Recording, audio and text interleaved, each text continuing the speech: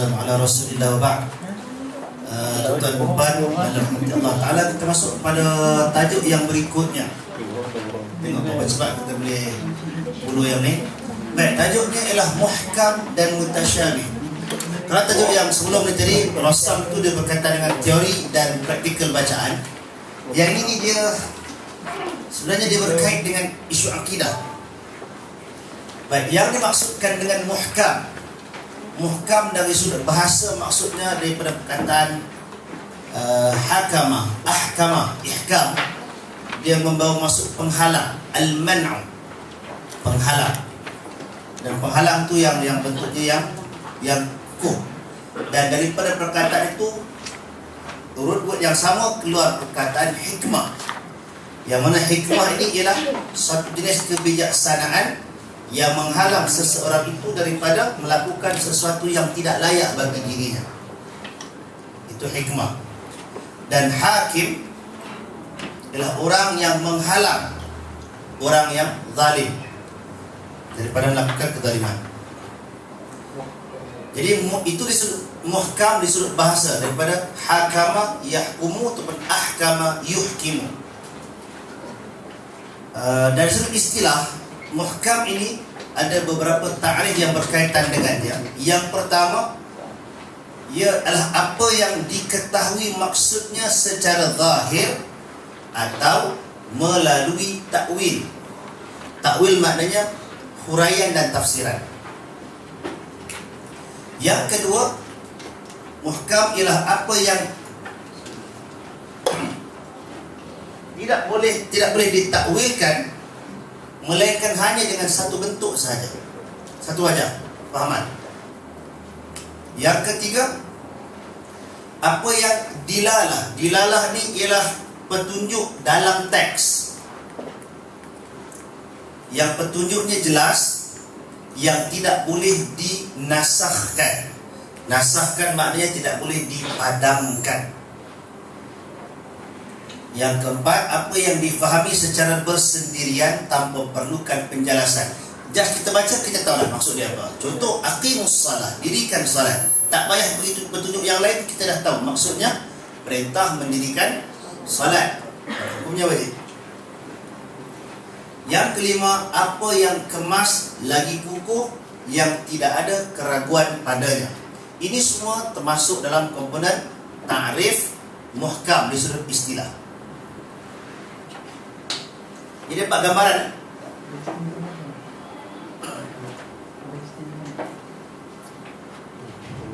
Ini apa itu? Ya. Baik. Mutasyabih pula daripada perkataan syabaha. Syabaha, tashbih. Tashbih perumpamaan. Dari sudut maksudnya ialah persamaan. Dan juga persamaan yang membawa kepada kekeliruan. Kalau kita ada kembar, ada dua jenis kan? Kembar seiras dan kembar tak seiras. Kembar tak seiras, kita tahu muka dia lain. Kembar yang seiras ni pula, kadang-kadang tahap seirasnya sangat tinggi sampai mak pun tak kenal. Pernah jadi tak? Ada jadi. Saya dengar sekali tu dalam radio Sinar FM, cerita pasal mak ni. Punya daripada pemanggil tu, dia kata sampai dah kahwin mak pun keliru lagi yang mana satu. Kalau mak keliru, orang lain tak tahu nak kata kan. Sampai kan dia kata dulu tak apalah, dah dressing semua sama je. Sekarang dah tua pun dressing lain-lain pun dia kata mak keliru lagi. Mungkin sangat seiras ataupun mak dia bagi keliru. Baik, dalam Al-Quran ini dialog yang Allah Ta'ala ceritakan tentang Bani Israel. Bila Bani Israel, Nabi Musa perintahkan untuk cari lembu betina kan. Dia pun sibuk tanya, innal baqara tashabaha alaina. Dia kata lembu ni semua sama aja di sini kami, nampak sama, yang mana satu ni? Bila banyak tanya, ini yang dilarang ni. Bila banyak bertanya dengan tujuan tak mau buat, daripada asalnya just ambil mana-mana lembu, bawa datang, dah terpaksa tanya lembu yang macam mana, Allah akan turunkan daripada lembu yang tidak tua, yang tidak muda, pertengahan, lembu yang tak bekerja di pendang, lembu yang tak bekerja, lembu tu pula ada saiz dia, ada warna dia pula, akhirnya jadi semakin detail. Daripada umum, mana-mana lembu pun boleh ambil, sampai kepada sangat spesifik, hanya satu lembu je. Makin senang ke makin susah? Makin susah. Jadi jangan tanya banyak benda yang asalnya senang makin jadi susah. Itu ada prinsip dia. Dan banyak bertanya jenis itu rangai Bani Israel. Bezakan ya, banyak bertanya untuk mengetahui dengan banyak songel. Ayat ni lah banyak songel. Semua nak tanya benda yang tak patut pun sibuk juga. Kadang-kadang orang tanya tak, saya ada satu kawan dulu, dia kata ada satu soalan tu dia tentang air yang suci. Jadi termasuk dalam air yang suci ni ialah air mutlak kan. Jadi Ustaz tersebut, air mani pun air suci juga. Adalah satu pakcik dia kata, Ustaz boleh tak kalau kita ambil wudu dengan air mani? Kalau cukup 2 bola boleh tak ambil wudu? Jadi itu mana kena marah tu. Dia kata sekarang ni cuba himpunkan air mani dia cukup 2 bola, apa tanya? Itu pertanyaan yang memang menyakitkan hati. Baik, jadi mutasyabih itu sudah bahasa saya, maknanya benda tu dia sama dan juga satu lagi persamaan yang mungkin menimbulkan kekeliruan. Sebab buktinya rangai pada Bani Israel dia kata dia keliru. Lembu ni semua sama ya. Baik, dari sudut istilah perbahasan kita, yang pertama dimaksudkan dengan mutasyabih ialah apa yang Allah Ta'ala sembunyikan pengetahuan tentangnya, seperti tentang hakikat kiamat bila berlaku, macam mana bentuk dia, keluarnya Dajjal dan yang seumpama dengannya. Yang kedua ialah apa yang tidak boleh difahami secara bersendirian, perlu dirujuk kepada yang lain. Maknanya satu ayat tu nak faham ayat ni kena refer ayat lain tu, detailkan benda tu. Dan ini je gunanya dalam prinsip tafsir Al-Quran. Bila kita baca satu ayat, sumber yang paling utama untuk mentafsir ayat tu ialah cari ayat tu dekat tempat lain. Al-Quran ditafsirkan dengan Quran juga. Itu first prinsip. Second, Al-Quran ditafsirkan dengan sunnah Nabi, Rasulullah ditafsirkan.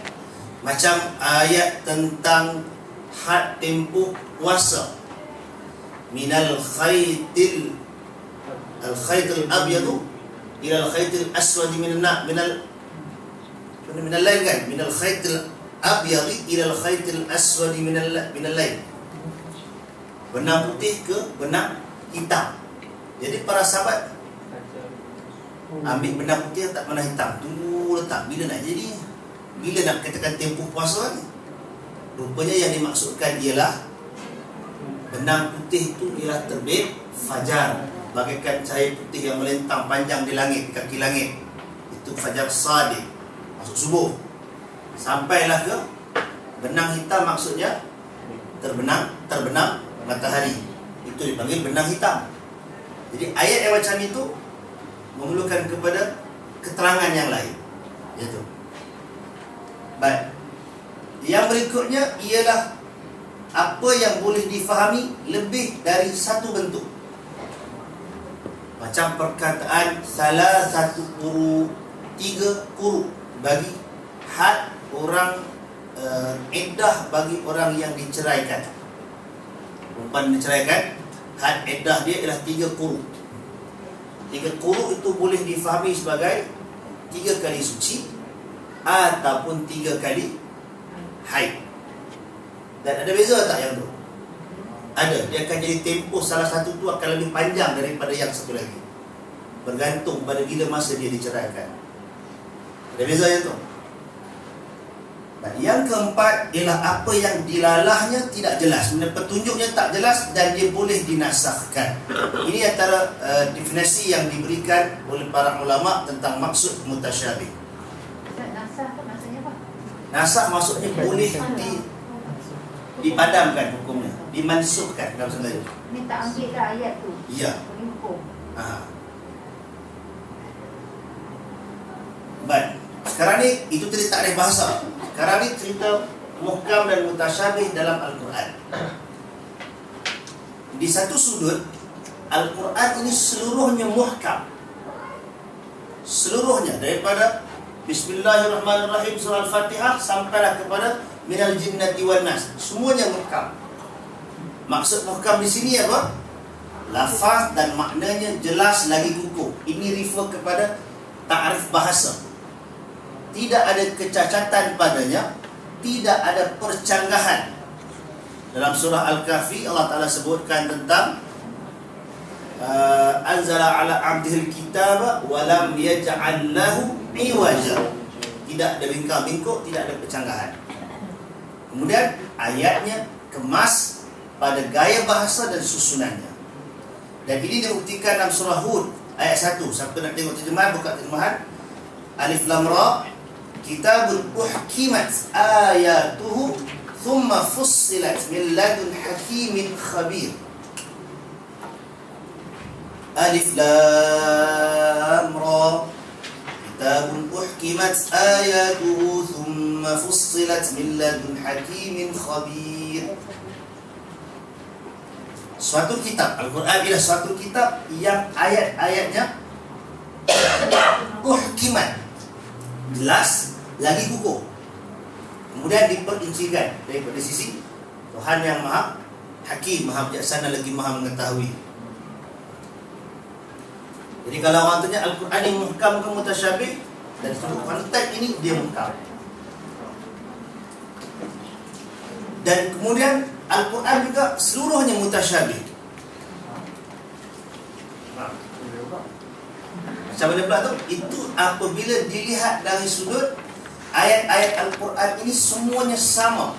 Di sudut kesempurnaan, dari sudut i'jaz, kemujizatannya, hukum, perundangan, manfaat dan petunjuk. Sama, tidak ada beza antara ayat dengan ayat. Semuanya sama. Pasal apa? Kan Allah Ta'ala sebutkan dalam surah Az-Zumar ayat 23. Az-Zumar ayat 23. Allahu nazzala ahsanal hadithi kitaban mutasyabiha. Allah dialah yang telah menurunkan sebaik-baik perkataan sebuah kitab yang sama. Kitaban mutasyabiha. Jadi kalau ada orang kata Quran ini mutasyabih, ya, dia suti betul. Maksudnya berulang-ulang. Berasa kita katakan berulang-ulang. Ya, pasal masani itu berulang-ulang. Mutasyabiha. Apa kata sebabnya? Masaniya. Kan, masani kan?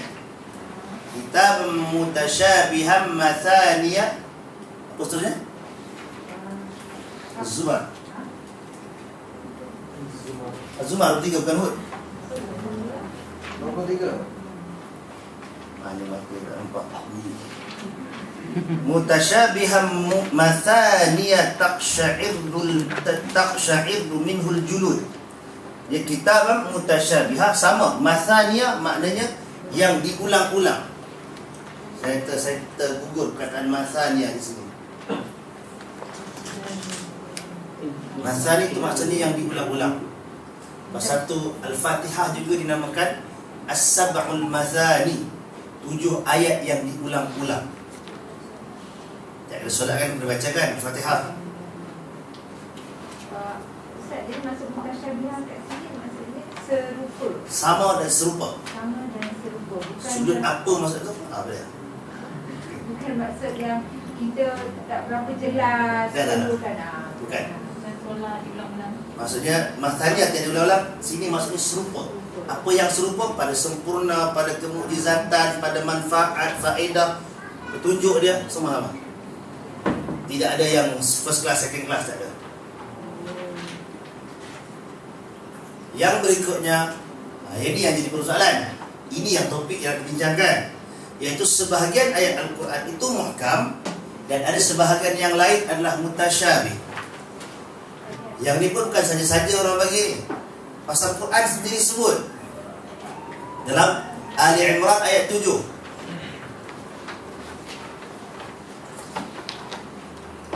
Walladhi أنزل عليك الكتاب منه آيات محكمات هن أم الكتاب وأخر متشابهات.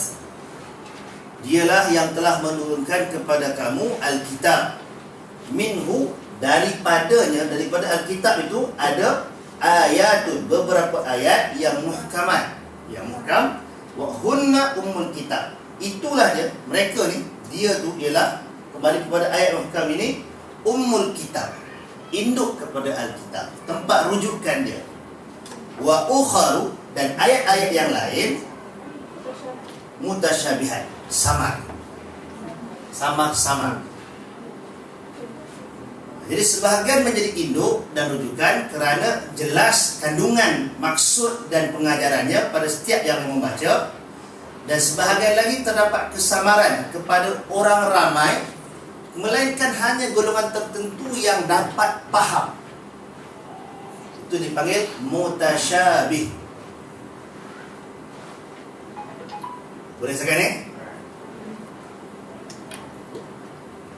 Baik, contoh tindakan kita bila kita katakan Al-Quran ni ada yang muhkam sebagai induk untuk kita rujuk, dan ada satu lagi yang mutasyabih, yang samar.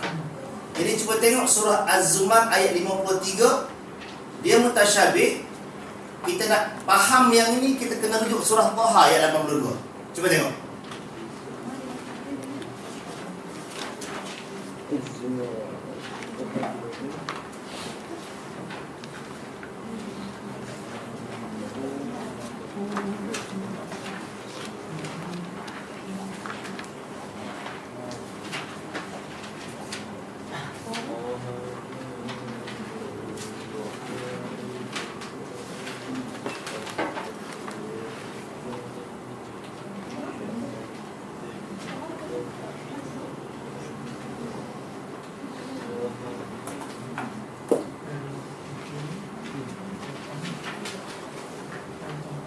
Baik, apa dia ayat dalam surah Az-Zumar ayat 23?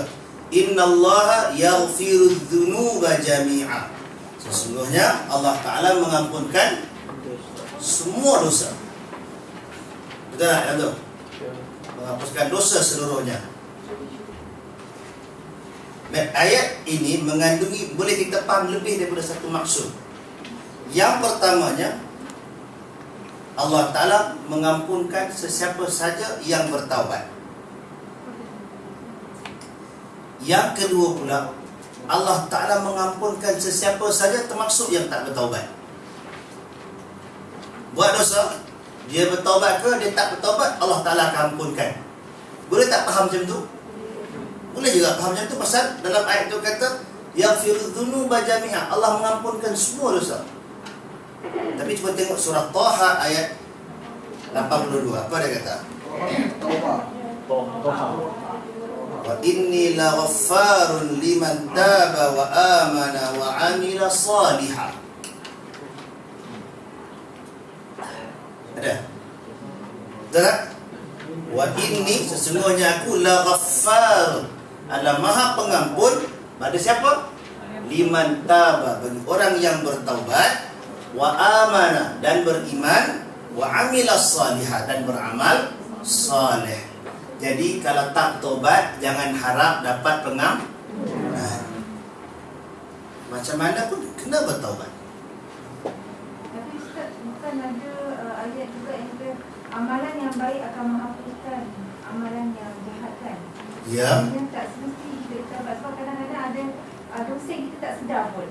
Dan pasal tu kategori dosa ada dua. Dosa yang kecil dan ini isu dosa besar. Taubat je sebenarnya masalah. Ya. Dalam Quran ni dia tulis sila duduk surat An-Nisa ayat 48 tak? An-Nisa dia dikecualikan dengan apa? Melainkan syirik. Ya. Itu juga satu kefahaman, iaitu Allah Ta'ala ampunkan semua dosa termasuk syirik. Kan? Tapi kita tengok An-Nisa, Allah Ta'ala ampunkan semua dosa melainkan syirik. Surah An-Nisa ayat 48. Ya, ayat 48. Sebenarnya Allah juga boleh mengampunkan dosa syirik kalau dia bertaubat semasa hidup dia kan? Maknanya dia kena Dia maksud dia kena tobat. Dia kembali kepada Toha tadi. Jadi ayat itu peringkat dia. Az-Zumar dia boleh faham kena rujuk ke An-Nisa. Kemudian Az-Zumar juga rujuk kepada An-Nisa dan Toha. Jadi pengikat dia, penjelas dia pada Toha. Muhkam ni di situ. Itu kata hunna ummul kitab. Mereka itu sebahagian mana ayat yang muhkam itu ialah induk ummul kitab. Kataan ibu ummiyah, ummun maknanya mother. Apa kelebihan mak ni? Dia menjadi induk pada keluarga. Induk lah kan. Dia yang melahirkan, dia yang menguruskan. Bahkan kalau ada masalah, orang rujuk mak ke rujuk bapak? Komannya rujuk mak. Komen. Bergantung bermasalah kan. Tapi biasanya common practice seluruh alam ini orang kata rujuk mak.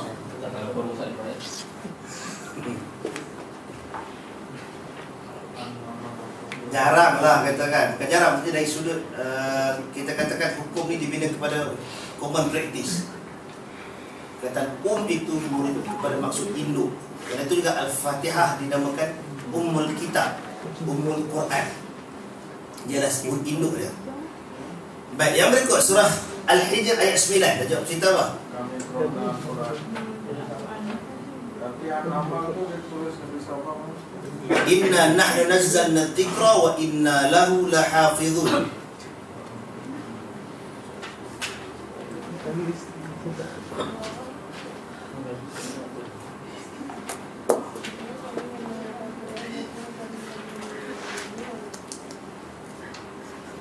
Inna nahnu nazzalna dzikra.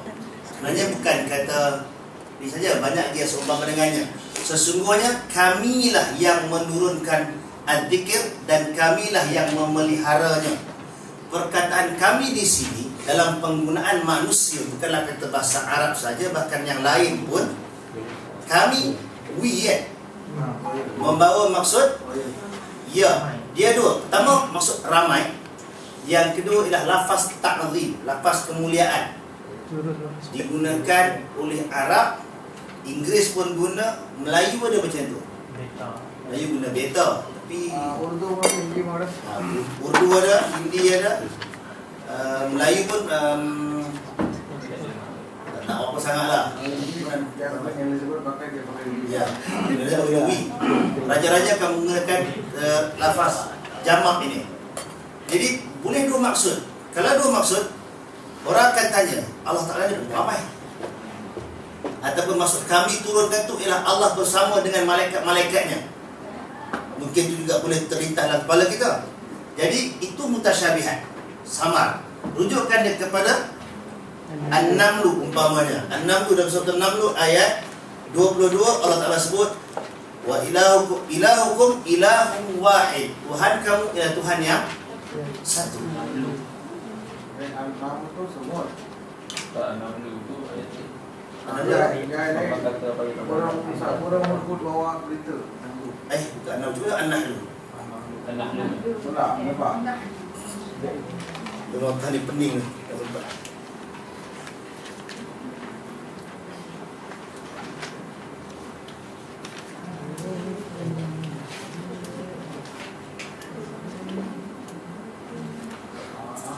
Ada tak?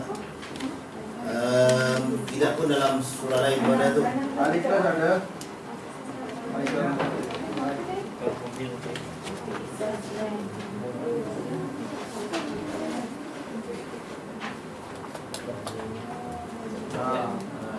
Lepas. Mana? An-Nahl. 30. Aku bila buat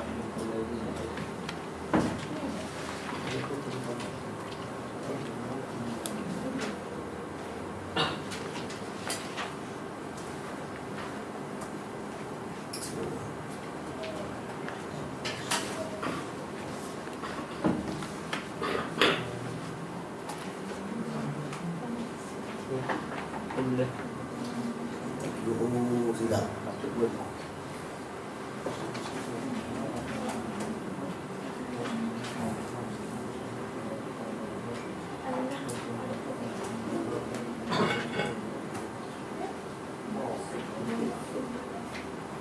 Semua ada tu. Al-Baqarah ada ilahu wahid, An-Nisa ada ilahu wahid, Al-Maidah pun ada ilahu wahid, Al-An'am ilahu wahid, Ibrahim ilahu wahid, An-Nahlu ilahu wahid, ilahukum ilahu wahid.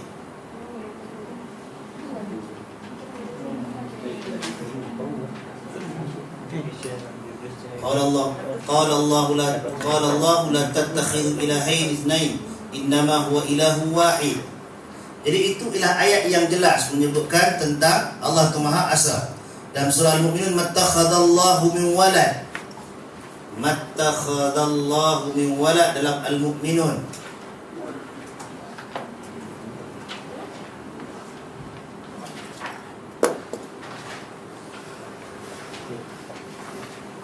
Allah Ta'ala tidak mengambil anak, mana tidak ada anak. Wa ma kana ma'ahu min ilah. Tidak ada Tuhan selain bersama dengannya. Dan demikian juga dalam surah Al-Ikhlas, Qul huwallahu ahad. Jadi itu ialah contoh ayat muhkam yang menjadi rujukan apabila ada kekeliruan dan mungkin salah faham.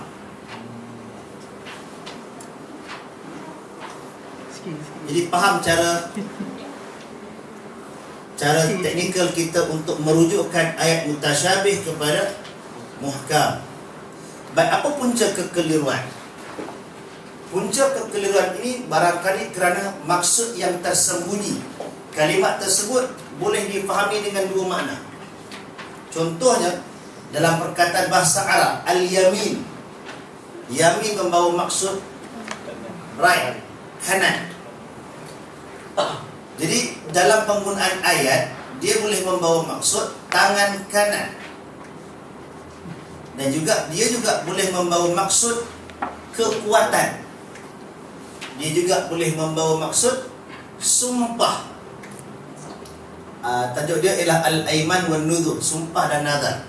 Jadi perkataan yamin boleh sampai kepada tiga maksud. Yang berkaitan dengan tangan ada dua, tangan kanan. Wa matilka biyaminika ya Musa. Allah Ta'ala bila bicara dengan Nabi Musa, dia tulis saya tu di lembah Dhitua. Kan? Di lembah Dhitua tu Allah Ta'ala tanya kepada Nabi Musa, wa matilka, apa yang ada di tangan kananmu wahai Musa? Innahu asaya, ini ialah tongkat aku, atawakka'u ilaiha, aku bertanda padanya. Wa akhushu biha ala ghanami, aku halaukan kambing-kambing aku dengan tongkat tu. Jadi ceritanya soalan daripada Allah, apa yang ada di tangan kananmu? Yamin. Cuba tengok dalam surah Ibrahim.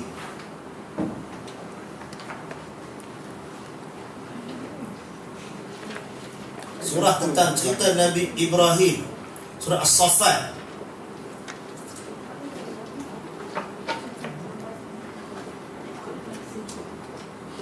Surah As-Saffat ayat 93, faragha alaihim darban bil yamin.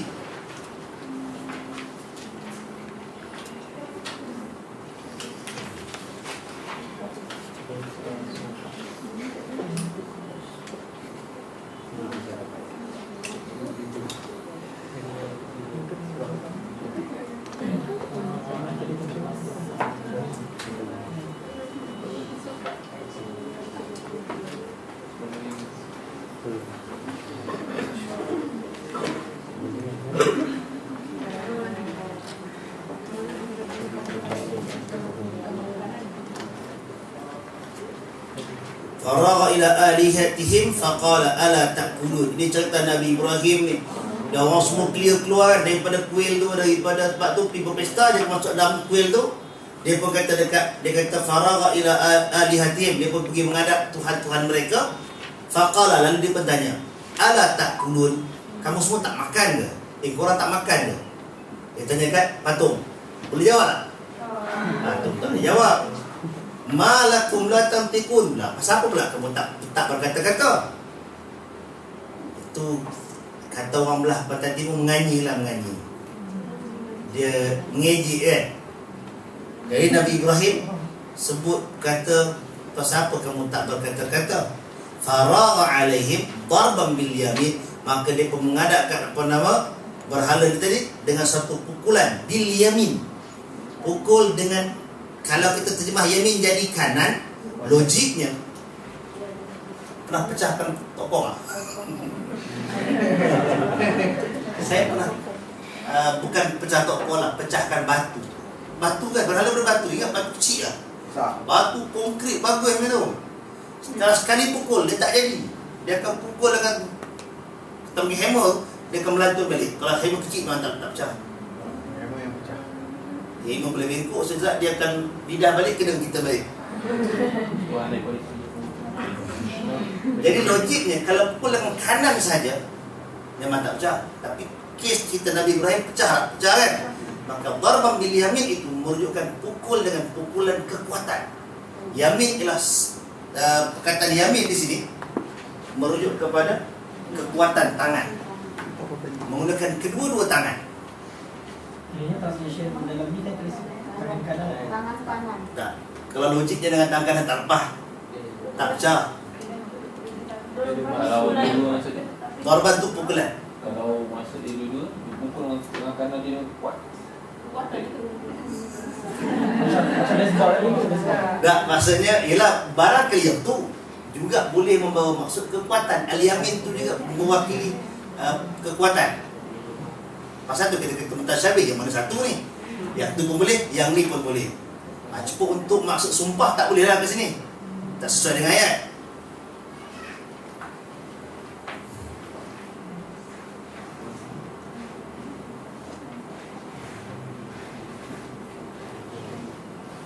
Tengok surah Al-Anbiya ayat 57.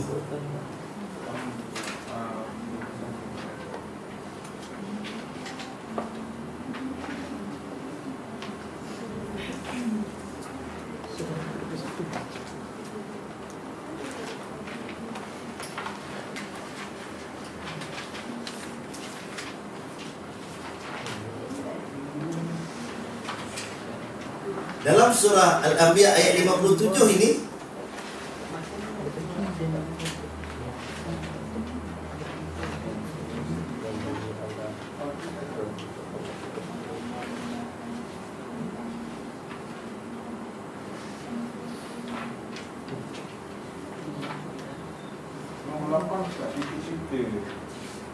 Wattallahi la akidanna asnamakum ba'da an tuwallu mudbirin. Tengok. Wattallahi, tallah ni apa dah? Demi Allah. Sumpah kan? Sumpah. La akidanna asnamakum. Terjemah dia apa? Kata akid di mana dia nak buat konspirasi. Dia nak buat, kata orang utara, nak berdajai. Nak berdajai berhala-berhala kamu. Ba'da apa dah? Setelah kamu berpaling, mana orang kampung tu keluar pergi berpesta, dah kosong tempat rumah ibadat tu, dia bersumpah untuk buat naya dekat berhala-berhala tu. Jadi sebahagian ulama ambil ayat ini menjelaskan ayat tadi. Bil yamin maksudnya dengan sumpah.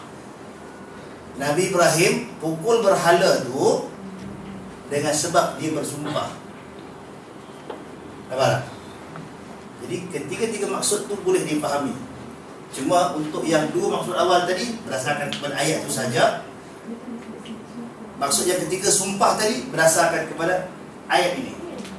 Oh, maksudnya kisah Yamin tu merujuk kepada Yamin yang dalam surah Safat tadi. Iya. Yang sebut pasal Nabi Ibrahim pukul Yamin. Yamin ni ada tiga maksud. Maksud pertama pukul dengan tangan kanan, maksud itu pukul dengan kuat, yang ketiga pukul sebagai sumpah yang dia dah buat. Iya. Oh, maksud dia ni tafsir dengan Quran, tafsir Quran dengan Iya. Okey. Nampak tak? Dari Cerita dia berkaitan. cerita dia memang berkait. Cerita ada memang berkait. Kalau macam surah Lut umpamanya, dia bukan habis satu siri tu. Surah tu dia celah-celah peristiwa tu, sebenarnya buka surah lain ada dia punya dah babak dalam tengah-tengah tu. Dia kena baca banyak tajuk tu. Baik.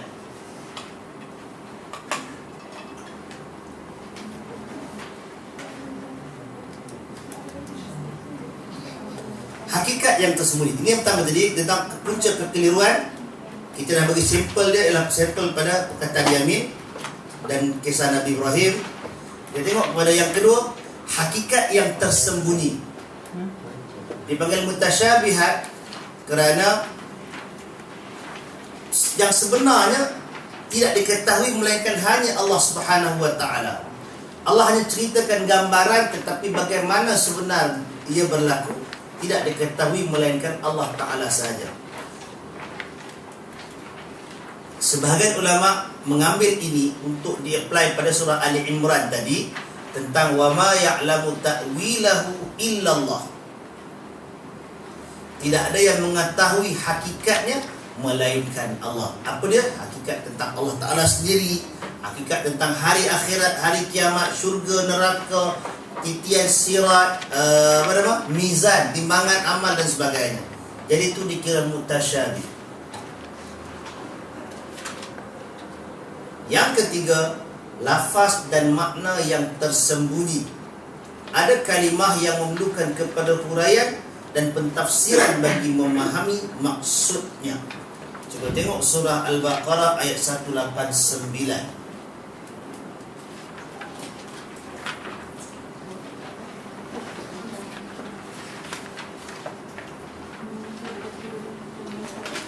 Walaisal birra bi an ta'tul buyuta min zuhuriha walakinnal birra man ittaqa wa'tul buyuta min abwabiha.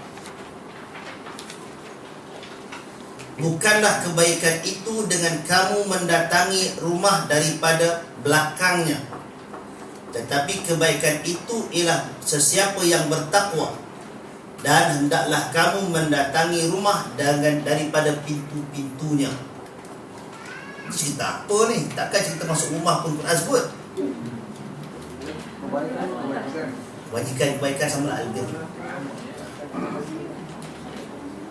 Ini dia cakap bulan sabit. Ya. Bulan sabit. Apa yang bulan sabit? Mereka bertanya kepadamu tentang bulan sabit. Tentang ahillah. Ahillah tu bulan sabit, maksudnya tentang masuk bulan, awal bulan. Dalam ayat sama. Ya.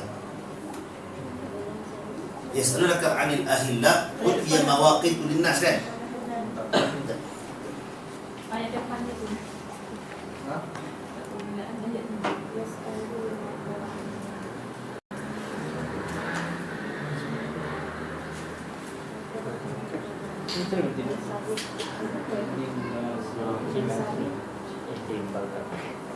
Yas'alunaka 'anil ahillah. Mereka bertanya kamu tentang anak-anak bulan. Mana anak bulan bagi setiap bulan? Apa fungsi dia? Allah Ta'ala kata, qul, beritahu kepada mereka wahai Muhammad, hiya mawaqitu linnas. Dia ialah waktu untuk manusia. Wal hajj, dan untuk penentuan musim haji. Kerana itu sebenarnya untuk penentuan bulan ini, tiap-tiap hujung bulan kena tengok anak bulan. Tapi praktikal kita di Malaysia tengok anak bulan masa bila? Hanya ketika Sya'ban dan Zulhijjah. Sya'ban, Ramadan dan Dzulqa'dah. 3 bulan je tengok. Pasal apa 3? Satu nak menentukan Sya'ban untuk tentukan Ramadan bila, Ramadan untuk menentukan raya, Dzulqa'dah untuk menentukan wukuf, haji, usaha haji. Selain daripada tu, kat Malaysia dia menggunakan teknik falak, ilmu hisab falak. Jadi dia akan buat calculation. Dan tengok anak bulan tu sekadar satu formality je. Padahal dia dah rakam. Penyimpan muka besar raja-raja tu sebulan dulu dah rakam dah. Dia dah baca, dah nampak tak nampak anak bulan. Tapi kalau negeri-negeri yang tidak menggunakan ilmu falak ni, yang menggunakan ru'yah dengan tengok anak bulan, tiap-tiap bulan dia akan tengok. Untuk rasmi kan, cok benda tu memang rasmi. Baik, jadi Arab Saudi guna falak ke guna ru'yah? ru'yah. Memang ada benda ru'yah. Sebab dia tak ada hujan, tak ada awan banyak. Dan dia memang sebenarnya ulama berbelah bagi tentang penerimaan sistem falak. Falak ni boleh pakai ke tidak. Cuma kebanyakan negara Islam menggunakan sistem falak kerana puasa dengan solat Besar lagi solat kan. Solat pun kita guna sistem falak. Ketepatan sistem falak berapa persen?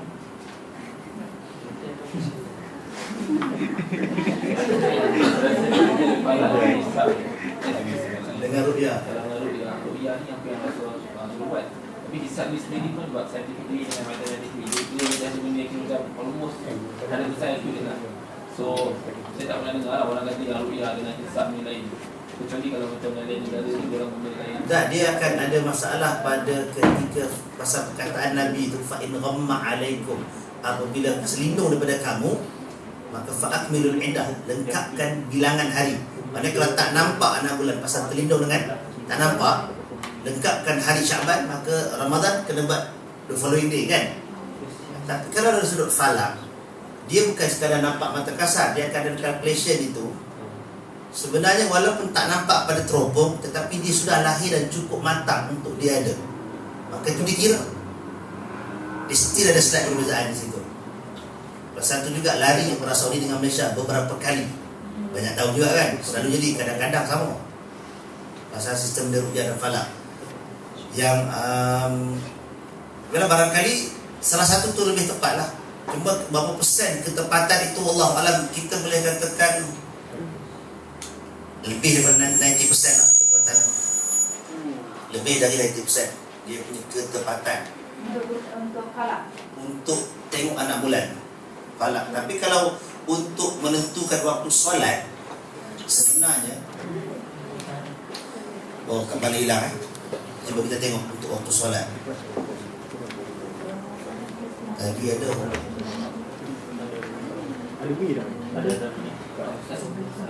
Ini cakap pasal kawan-kawan yang ya. kalau kita bisa melakukan apa yang dipersangan sekarang, surah Toha kan? oh yang bila Kita tengok. Cuba tengok prayer time ni kan. Dia menggunakan method. Tengok method, calculation method. Muslim World ada dia punya method dia. Dia ada Egyptian General Authority of Survey. Dia ada Karachi punya method. Dia ada Ummul Qura. Dia ada North America, Twilight Angle to Inggris. Dan setiap ini sebenarnya ada perbezaan. Saya tak pasti di sini tak ada data. Kalau apps dalam gadget kita, dia akan ada setengah-setengah itu dia akan beritahu calculation ini digunakan negara-negara mana, termasuk Malaysia. Tak semua negara. Kalau Arab Saudi dia akan menggunakan Ummul Qura. Yang selalu gaduh ialah di UK dan di US antara Masjid Pakistan dengan Masjid Arab.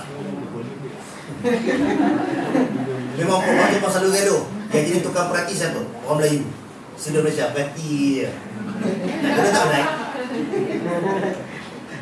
Ialah pada method. Jadi ada yang masjid tu dah buka puasa, masjid ni belum lagi. Siapa yang dah duduk overseas kan? Memang dia gaduh ni lah. Lepas tu dia mula label-label kan. Sama je macam Malaysia. Baik, jadi tengok method ini sebenarnya akan memberikan kesan. tak ada lain tu kan kita ikut mazhab yang kita pilih lah. Macam ni. Kita ikut majlis kita pergi. Kerana kalau boleh pilih mana baca yang paling cepat kalau buka puasa.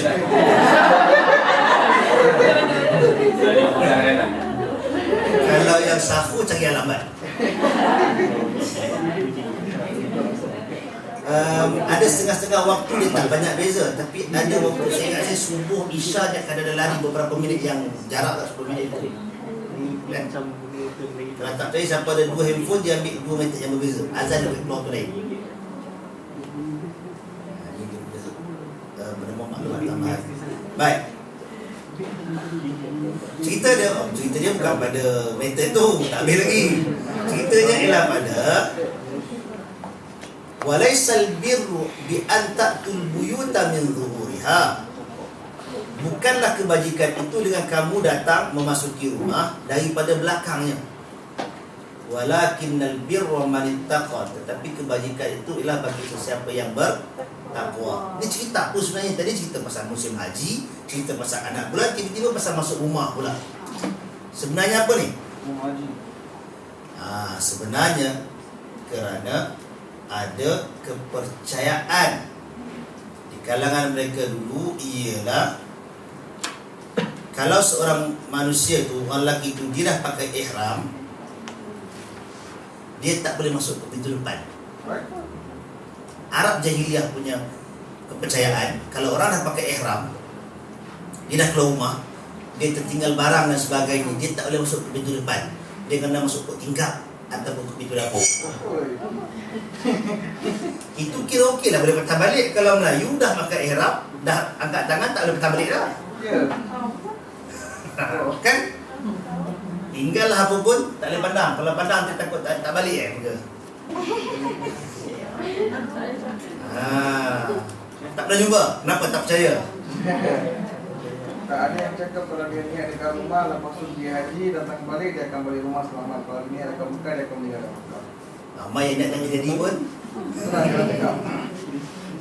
Ada orang kata kalau pergi ke Masjidil Haram tu ada satu tiang, kalau peluk tiang tu sampai, maknanya boleh datang lagi. Tiang tu besar.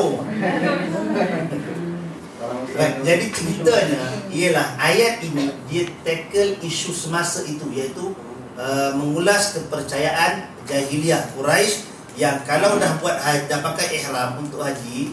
Orang Mekah kan, orang Mekah bila dia nak pergi buat haji, dia buat daripada rumah dia je. Tempat ihram daripada rumah dia, takkan nak keluar mana lagi. Jadi dia pakai ihram dari rumah dia, bila dia keluar tertinggal barang atau apa-apa, dia tak boleh masuk ke pintu depan. Itu pantang dia kena masuk ke tingkap ataupun pintu dapur. Jadi itu yang Allah Ta'ala kata itu bukan kebaikan. Maksudnya ini cuma menangani isu kepercayaan karib. Masyarakat kita pun ada kan, kalau dah pakai, dah naik kereta, orang dah ada azan pula tu, nak pergi haji pun nak kena azan. Piramli je buat macam tu. Sekarang padi. Cubalah tengok separah padi balik azan Piramli tu. Bila dah masuk dalam kereta, bila berjalan ada tertinggal barang, dia cuma boleh telefon, orang main hantar kat jalan. Tak boleh undur balik. Pantang. Percayaan. Mengaruh kan? Bukan nak pergi musafir elok azan je. Kalau ada dalil. Tak ada dalil. Tak ada. Kalau azan je kalau satu kampung datang, nak sembahyang kat mana? Kan cerita orang gila azan 10 pagi kan, sibuk semua datang, azan Zuhur tak nak datang pun.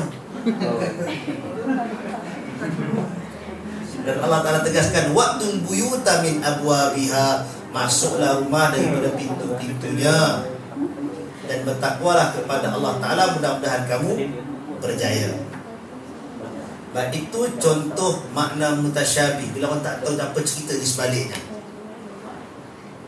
Baik, jadi kesimpulan daripada mutasyabih ini, daripada tajuk ini ialah ada ayat-ayat Al-Quran yang orang biasa bila dia baca dia tahu dah maksudnya. Yang itu muhkam, yang sangat clear.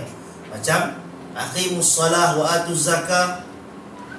Lagi apa? La taqrabuz zina, jangan hampiri zina. Tahu dah benda tu maksudnya begitu. Jika solat, tunaikan zakat, jangan hampiri zina. Lagi apa? Wa'mur bil ma'ruf, suruh kepada kebaikan, wanha 'anil munkar, halang daripada melakukan kemungkaran, taat kepada ibu bapa kan. Itu ayat-ayat yang kita baca kita tahu dah. Dan ada ayat yang perlukan kepada sedikit lagi pendalaman baru boleh faham maksud. Kan? Dan ada satu lagi grade, iaitu ada ayat yang memerlukan kepada penelitian yang teliti dan detail. Itu dah level yang berikutnya pula. Dan sampai kepada satu lagi level yang disebutkan tentang hakikat perkara-perkara gaib, macam tentang zat Allah, sifat Allah, hari akhirat, segala penelitiannya, yang tu tak ada siapa manusia yang tahu melainkan hanya Allah Ta'ala. Itu level nilai pemahaman manusia ketika berinteraksi dengan Al-Quran.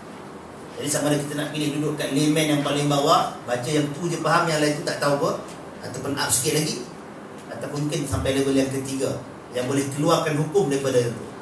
Baca, tahu dah. Kalau kita compare dengan yang ni, kita dapat hukum satu. Itu mujtahid. Kalau, dan itu memerlukan kepada ilmu yang lengkap. Dia tahu tentang kaedah ulumul Quran, dia tahu tentang hadis, dia tahu tentang usul fiqh yang kita belajar dulu. Itu belajar. Baik. Habis tentang tajuk muhkam dan mutasyabih ini, kita masuk kepada tajuk yang berikutnya. Okey, sebelum tu masuk sebelum tajuk yang berikutnya, kita ambil yang ini. Perihal ayat-ayat berkaitan sifat-sifat Allah. Dan ayat sifat Allah tentang Allah Ta'ala ini selalu menjadi perbahasan, iaitu ayat tentang sifat Allah ini dikira sebagai muhkam, maknanya jelas, sempurna, kerana dia adalah sifat bagi Allah. So tak ada argument tentang benda itu, sebab itu clear. Tetapi di sisi manusia, ayat-ayat ini akan menjadi samar dari sudut bentuk dan macam mana dia, rupa bentuk itu. Contohnya ialah Allah Ta'ala berfirman dalam surah As-Sajadah, ada dalam surah yang lain ada tentang Ar-Rahmanu 'alal 'arsy istawa. Allah yang bersifat dengan Ar-Rahman beristiwa di atas arasy-Nya. Thumma istawa 'alal 'arsy, kemudian dia beristiwa di atas arasy. Jadi perkataan yang menjadi kesamaran ialah apa maksud istiwa di situ. Bila itu kesamaran dalam bahasa Arab, bila nak translate pula ke bahasa Melayu, nak kena pilih perkataan yang paling sesuai. Dah jadi masalah yang keduanya pula. Jadi sebahagian ulama menterjemahkan kepada perkataan bersemayam, sesuai dengan istilah bagi kebesaran kan. Tapi yang jadi salah bila kita bayangkan bersemayam, kita cuba bayangkan raja yang duduk atas singgah sana. Tu yang jadi salah. Pasal kita bayangkan macam mana Allah, bila kita kata bersemayam macam raja, kita cuba bayangkan Allah Ta'ala kena repair, buat satu tempat, ada kerusi, ada singgah sana, baru dah duduk atas tu. Kalau fikir macam tu memang keliru lah, sesat macam tu. Jadi dari sudut tu, kita ada dua masalah untuk orang yang bukan bahasa Arab. Pertama, masalah asal perdebatan tentang maksud istiwa itu dalam kalangan Arab sendiri. Masalah pertama. Masalah kedua, bila translate pula kepada bahasa yang kedua, balah pula kat situ, apa translation yang paling sesuai. Enggak. Jadi dari sudut pegangan ulama salafus salih yang ditegaskan oleh Imam Malik bin Anas, guru kepada Imam Syafi'i dan Imam Darul Hijrah, dia kata istiwa Allah Ta'ala ini adalah sesuatu yang pasti.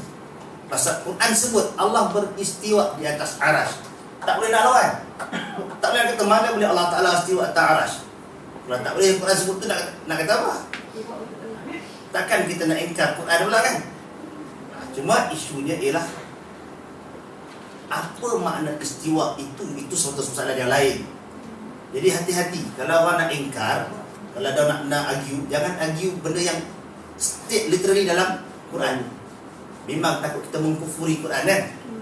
Cuma mungkin kalau nak argue pun, nak rasa, nak tanya, nak pening ke, mungkin pada maksud dia apa, itu mungkin. Jadi ada dua pendapat ulama di sini. Kebanyakan ulama salaf meletakkan istiwa itu maknanya Allah Ta'ala berada di sana. Keberadaan itu pula jangan samakan dengan makhluk. Jangan bayang Allah Ta'ala kena siap satu tempat, Allah duduk kemudian kat situ. Apa yang saja kita fikirkan dan terlintas tentang benda itu, bukan. Pasal itu makhluk. Apa saja yang kita boleh andai dan gambarkan, itu makhluk. Sedangkan Allah Ta'ala bukan makhluk. Tapi Arab, kata para ulama, ulama salafus salih kata istiwa maknanya ialah Allah Ta'ala istilahnya adalah berada lah. Berada tinggi. Tinggi itu pula tak boleh suka dengan akal kita. Tinggi itu mana atas kita sini. Nanti kita fikir pula kalau bumi ni bulat, tinggi itu yang sana ke yang bawah sana pula kan. Jangan fikir yang tu lah pula. Jadi pening pula pasal kita cuba refer balik tentang maksud arasy tu di mana. Atas ada langit ketujuh lagi. Langit ketujuh kat mana? Kalau saya tanya langit ketujuh, langit yang pertama kat mana kan? Yang tu pula kita bincang tajuk semalam tentang nuzul Quran. Baik, jadi Imam Malik kata makna diketahui. Pasal tu tak ada siapa di kalangan sahabat yang tanya Nabi, istiwa ni benda apa? Tak orang faham. Tapi bentuk dan sifatnya tidak diketahui. Perkataannya ialah al-istiwa'u ma'lum. Istiwa diketahui. Wal kaifu majhul. Bagaimana tidak diketahui. Dan Imam Malik tambah lagi, was-su'alu anhu bid'ah. Tanya tentang macam mana bid'ah. Jangan tanya macam mana Allah Ta'ala duduk atas arasy. Jangan tanya, itu bid'ah. Itu kata Imam Malik. Apa yang kita buat? Beriman dengan Allah Ta'ala, dengan apa yang Allah Ta'ala sifatkan tentang dirinya, dan apa yang Nabi sifatkan tentang diri Allah Ta'ala. Itu je kita. Kerja kita yang tu je. Tanpa kita memandulkan maksudnya dengan membawa kepada tak ada makna. Dia jadi macam kawan Hindu saya luar tu lah. Last sekali no form, no attribute, no name, nothing. Habis tu ada tak? Ada. Dalam diri. Sekarang ada yang bersih. Last sekali dia jadi bahan wujud. Duduk dalam diri dia sendiri pula. Ustaz, apa bagaimana dengan ihsan? Ihsan. Yang kita solat seolah-olah kita Allah ada, yang Nabi kata Kita melihat seolah-olah kita melihat Allah. Itu dipanggil dalam ilmu kesufian sebagai maqam musyahadah. Kita merasai kebesaran dan kehadiran Allah Ta'ala dalam ibadat kita. Konsentrasi dan fokus di situ. Ataupun kalau Nabi kata pilihannya, fa illam takun tarahu, kalau kamu tak rasa nak macam melihat, kamu kena tahu fa innahu yaraka, sesungguhnya Allah Maha melihat kamu. Yang tu turun level sikit dia panggil maqam muraqabah, merasakan pengawasan daripada Allah. Ya. Mana nak rasa? Bukan kita terangkan lihat secara dia. terperinci lagi Ustaz. Orang faham. Yang tu kena masuk dalam perbahasan ilmu sufi. Dan dia tu dia perlukan kepada explain. Dia tak dapat nak explain. Dia perlukan kepada kita menghayati. Kita kena praktis solat dengan fizikal yang betul dan khusyuk, dengan memahami setiap maksud kataan itu. Kita rasa Seolah-olah kita berhadapan sama Allah macam tu. ya, macam mana kalau kita berhadapan dengan seorang yang sangat kita hormati? Macam mana kelakuan kita, tingkah laku kita, kerja yang kita buat. Tengah dah buat, bos datang tengok perhati. Nampak relax je ke? Sambil muak, hibur, tak perlu. Mandi buat macam tu. Kita buat sungguh-sungguh kan? Kita rasakan kesubahan. Macam orang kerja bank ke, kan ada sentiasa ada CCTV tu kan? Boleh kita ambil satu masuk poket? Boleh. Ada datang, ada yang perhati, ada yang rekod. Itu dia panggil maqam ihsan, maqam yang tertinggi dalam amalan. Ya, sentiasa dan kita kan selalu lupa. Baik, ini ialah tentang tajuk apa nama yang berikutnya pula, nasikh dan mansukh. Muhkam mutasyabih dia tak payah banyak-banyak, dia pening. Bila Allah Ta'ala kata yadullah, tangan Allah, kita nak pergi repair, tukar tangan masuk apa? Tak payah, terkekal lah dengan tangan Allah. Allah kata tangan sudah lah. Mana boleh tangan kita takkan sama dengan tangan Allah. Tangan kucing kita pun tak sama. Tak? Muka Allah, bila Allah kata wajah Allah, muka Allah, wajah Allah kan? Kita kata mana boleh kata Allah ada wajah, nanti sama macam manusia. Muka kita dengan Facebook pun lain kan? Muka juga. Muka pintu pun lain dengan muka kita. Muka dulang kan? Semua dia gunakan muka. Jadi terima sudahlah. Percaya, beriman, jangan komplain, jangan sibuk tanya macam mana rupa, nak dilukis, ada mata tak? Jangan tanya itu. Pasal bila kita keliru macam mana boleh sama sifat Allah dengan sifat manusia? Percaya boleh sama? Tak sama. Dia punya termnya mungkin digunakan sama. Penyayang, kita pun penyayang. Allah Maha penyayang. Maha tu terjemahan kita. Kalau tak ada Maha penyayang juga kan. Jadi apa beza sayang Allah dengan sayang kita? Tak boleh sama lah. Sayang Allah Ta'ala tu supreme, sayang yang tidak ada had. Kita sayang sikit je. Bahkan dalam hadis Nabi SAW, Allah Ta'ala ada kalau dikatakan Allah Ta'ala ada 100 penyayang, satu itu yang dianugerahkan kepada makhluk dan dikongsi oleh seluruh alam. Satu daripada 100 1/100 daripada kasih sayang Allah Ta'ala itulah yang diturunkan di dunia dan dikongsikan oleh seluruh makhluk. Yang anak sayangkan mak, mak sayangkan anak, suami sayangkan isteri, isteri sayangkan suami, kawan-kawan dan sebagainya. Semua ni yang sakit, demam, pening, kita boleh bangkit, usaha, jaga, pelihara, bimbangkan dia kan. Betul tak? Tambah kalau ada anak dan sebagainya kan. Dia ada mak mungkin tengah sakit, ayah dan sebagainya. Kita take care semua tu kan. Kita rindu bila tak jumpa dia, hari-hari nak kena telefon, nak kena merengik masa demam dan sebagainya. Itu hanya perkongsian seluruh alam. Bukan kita je, dengan tok nenek moyang kita dulu pun 1/100 daripada kasih sayang Allah Ta'ala. Jadi sayang pun sayang juga, tapi sama tak? Tak sama. Jadi kita kena beriman tanpa mengubah maksudnya. Dan kalau kata kenapa tak serupa, kerana Allah Ta'ala sebut ayat muhkam tentang isu-isu begini ialah laisa kamitslihi syai'. Allah tidak menyerupai sesuatu. Tidak ada yang serupa dengan Allah. Dan juga dalam surah Al-Ikhlas, walam yakul lahu kufuwan ahad. Itu ayat muhkamnya, rujukannya. Selesai ya? Simpan je dialog. Ada apa nak soal? Tanya nanti. Tengok topik yang berikutnya, nasikh dan mansukh. Definisi mana hilang pula dah.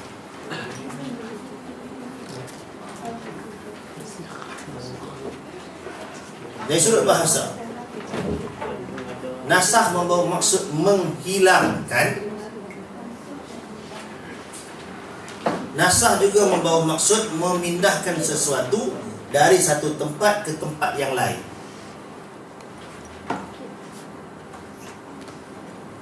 Dan juga dalam tajuk yang kedua ni, memindahkan sesuatu dari satu tempat ke satu tempat yang lain, juga pecahan daripada situ nasakh membawa maksud menyalin. Menyalin. Itu yang datang perkataan nuskhah. Naskah kan? Naskah tu daripada perkataan itu Naskah. ya, naskah. Menyalin. Dalam tradisi ilmu zaman dulu di tanah Arab dan Timur Tengah, dia tak ada mesin fotostat, tak ada komputer, tak ada apa kan. Jadi orang yang menulis kitab dan sebagainya, sama ada dia tulis sendiri ataupun dalam kelas tok guru mengajar, anak murid akan salin. Lepas tu nota tu buat macam dia hantar ke kedai. Kedai tu pula zaman dulu tak ada mesin fotostat. Xerox apa nama, Psychostyle apa nama, semua tu tak ada. Kan zaman dulu kan ada yang pakai gelik tu kan, daun hitam. Sempat ke ni generasi ni? Mesin white tak sempat pun.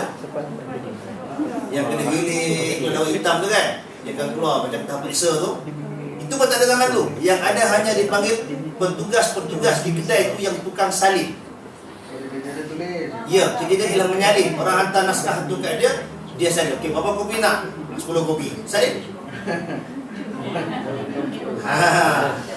So, risiko untuk kadang-kadang salin tersilap titik, letak pula air kopi tepi tu, tertindih pula dekat air tu, hilang pula sebelum perkataan, masih boleh berlaku. Itu yang menyebabkan manuskrip itu terpaksa dibandingkan dengan 2-3 jenis. Satu manuskrip dah terlepas sampai ke Leiden, satu skrip duduk dekat Jerman, satu skrip duduk dekat Vatikan. Macam mana boleh jadi macam tu? Zaman penjajahan dulu, dia orang angkut semua manuskrip Islam ni bawa balik negeri. Ada yang berada dekat Sulaimaniyah di Istanbul, ada yang duduk dekat Zahiriyah di Damsyik. Jadi bila pengkaji yang kemudian datang, dia nak tulis kitab ni, nak salin balik jadi buku, dia kena compare semua manuskrip yang ada, check. Masa tu dia akan jumpa. Dalam manuskrip ni tak sebut pun yang ni, tempat lain ada. Compare 5-6, 4 ada, 1 tak ada. Hilang 1. So dia kena yang ni ada. Kemudian manuskrip tu pula cuma ada 3 je. Dan manuskrip tu pula menyalin teks daripada hari yang lain. Jadi terpaksa pula buka teks tu.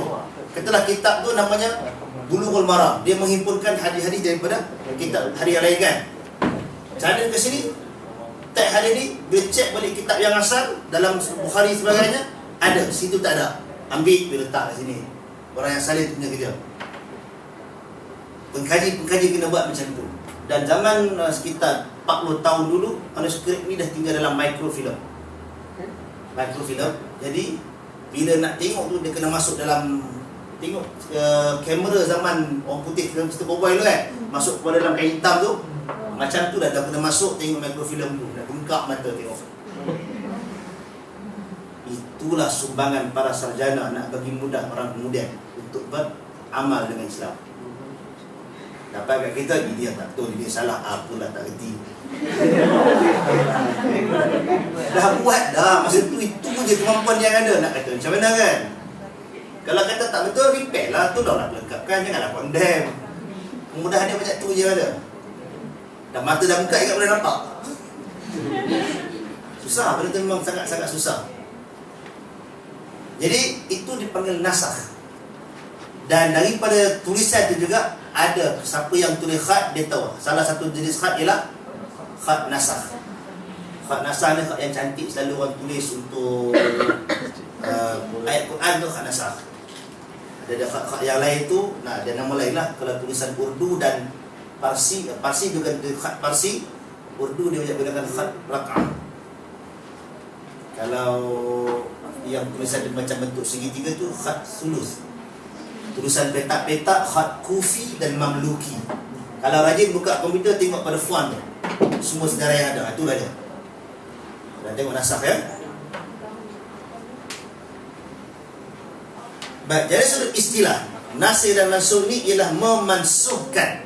Kita ni bahasa Melayu, memansuhkan, memadamkan suatu hukum syar'i yang sedia ada dengan nas syarak bagi digantikan dengan yang baru. Ada satu hukum, padam hukum tu dan digantikan dengan hukum yang baru. Pasal apa dengan hukum baru? Pasal ada nas yang tunjukkan hukum yang baru tu. Boleh? Yang lama tu tahu dulu. Yang lama tu sudah dipadamkan hukumnya. Bagaimana? Itu cerita kemudian. Baik, nasikh. Sebutan dia nasikh. Nun alif sin kha. Nasikh. Nasikh ialah hukum atau nas yang baru yang memadamkan hukum atau nas yang sedia ada. Mansukh sama macam Melayu kan, mansukh perkara yang dipadamkan, hukum ataupun nas yang dipadamkan. Contoh ni, cuba tengok hukum berkaitan perwarisan harta. Dalam surah An-Nisa ayat 11, hukum itu menasahkan hukum pada surah Al-Baqarah ayat 180. Tengok yang 180 dulu.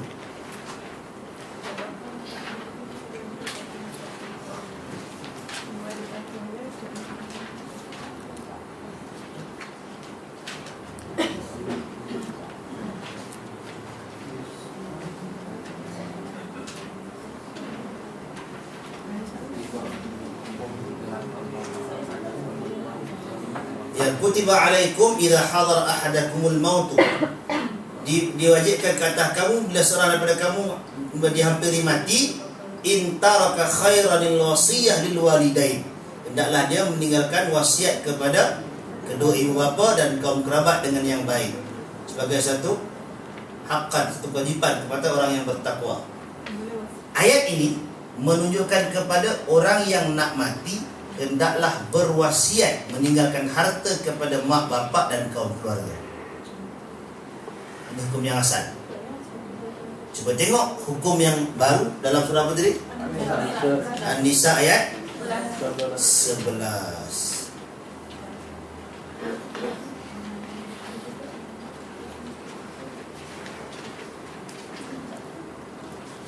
Yusikumullahu fi auladikum. Allah Ta'ala berwasiat untuk urusan anak-anak kamu. Lidzakari mislu hadzil unsayain. Bagi seorang lelaki sama macam habuan dua orang perempuan. Fa in kunna nisa'an fawqa thnataini falahunna thulutsa ma tarak.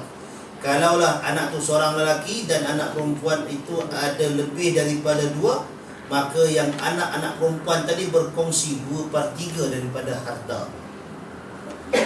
Kalau anak perempuan tu seorang, maka bagi dia separuh. Ini maksudnya apa? Ini penelitian dari sudut apa? Harta pusaka, faraid, hukum faraid. Penelitian tu di situ. Dan kalau pula seorang tua berkahwin suami isteri tak ada anak pula, ataupun anak cuma lelaki saja, ataupun anak cuma perempuan sahaja, maka bukan takat turun ke anak harta tu, dia kena bagi kepada bapa, saudara, abang, kakak semua yang ada di situ pula masalah dia. Yang senang berharta ni kalau dia ada anak lelaki seorang, perempuan seorang, itu dia turun ke bawah dah. Ini masalahnya bila hanya ada perempuan, tak ada anak lelaki.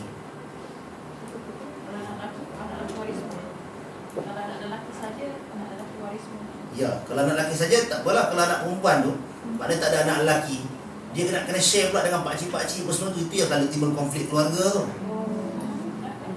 Jadi orang perempuan jangan kecil hati kalau suami dia kata bila tak ada anak perempuan, tak ada anak lelaki, teringin nak anak lelaki. Walaupun bukanlah kerja buat kita nak tentukan benda tu kan, tetapi usaha dan kejayaan.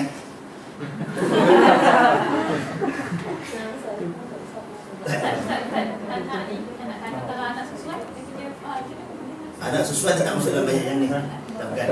Anak susuan dia kena kategori yang lain. Dia boleh pergi dalam sudut wasiat. Ya. Kenapa ayat yang apa tadi Al-Baqarah dimasukkan di ayat An-Nisa tadi? Sebab kalau saya memahami bahawa ayat yang Al-Baqarah tu dia mewasiatkan. Kalau yang Nisa ni dia faraid kan? Ya. Baik, di mana persoalannya? Persoalannya ialah pada orang yang berhak menerima faraid tidak berhak menerima wasiat. Walaupun kurang daripada 1/3. Ya. La wasiyata li waris, tidak ada wasiat kepada waris. Waris dia punya habuan ialah pada faraid. Ya, kalau yang susuan tadi dia tak termasuk dalam waris, jadi dia boleh dapat wasiat. Ya. Dan wasiat tidak boleh lebih 1/3. Maknanya Ustaz, kalau kita nak bagi lebih kepada orang yang mendapat harta faraid tak boleh. Nak bagi masa hidup, Itu secara hibah saja. hibah sahaja. Wasiat tak boleh. Tak boleh. Itu pun Nabi sebutlah hadis Muslim, kalau nak bagikan anak, bagi sama rata. Kaedah dia harta ni, mak bapak dia kena jaga untuk anak. Macam pakai motivasi lah mak bapak kan. Mak bapak semua bukan mak bapak. Iklan salah mak bapak juga. Kalau harta nak bagi masa hidup kepada anak-anak, Nabi ajarkan bagi sama rata. Masa hidup. Tak kira lelaki perempuan. Ya. Tapi mak bapak bimbang kalau bagi semua ke anak sekali halau dulu rumah orang tua, tak duduk kat mana lah. Itu yang jadi konflik tu, nak bagi tak ada harap anak ni kan. Oh, tapi sekarang ada sistem Ustaz. Kita just hibahkan tapi bukan nama tu sebab kita meninggal. Itu hibah hilah namanya. Ya. Bagi tapi dia tak pernah bagi. Oh, ya ke? Tak. Amanah raya punya style kan. Itu masih ada perbahasan lah, boleh ke tak boleh sudut tu, ada nampak macam wayang sikit lah. Dia macam insulin dia untuk dia lah. Safety. Pasal dia, memang tu tawarannya ialah kalau tidak tak mau bagi. Takut nanti ada yang dah kena faham bila mak bapak ni perasaan dia apa? Anak tu dia sayang. Tapi kadang-kadang ada faktor lain. Masa hubungan mak dengan anak tu, dia tak apa, tapi mungkin dia berkahwin. Ada faktor pasangan, suami ataupun isteri, betul kait buat dengan keluarga belah sana pula, selama hantar anak sadik segaraga. Dia nak bulut semua harta.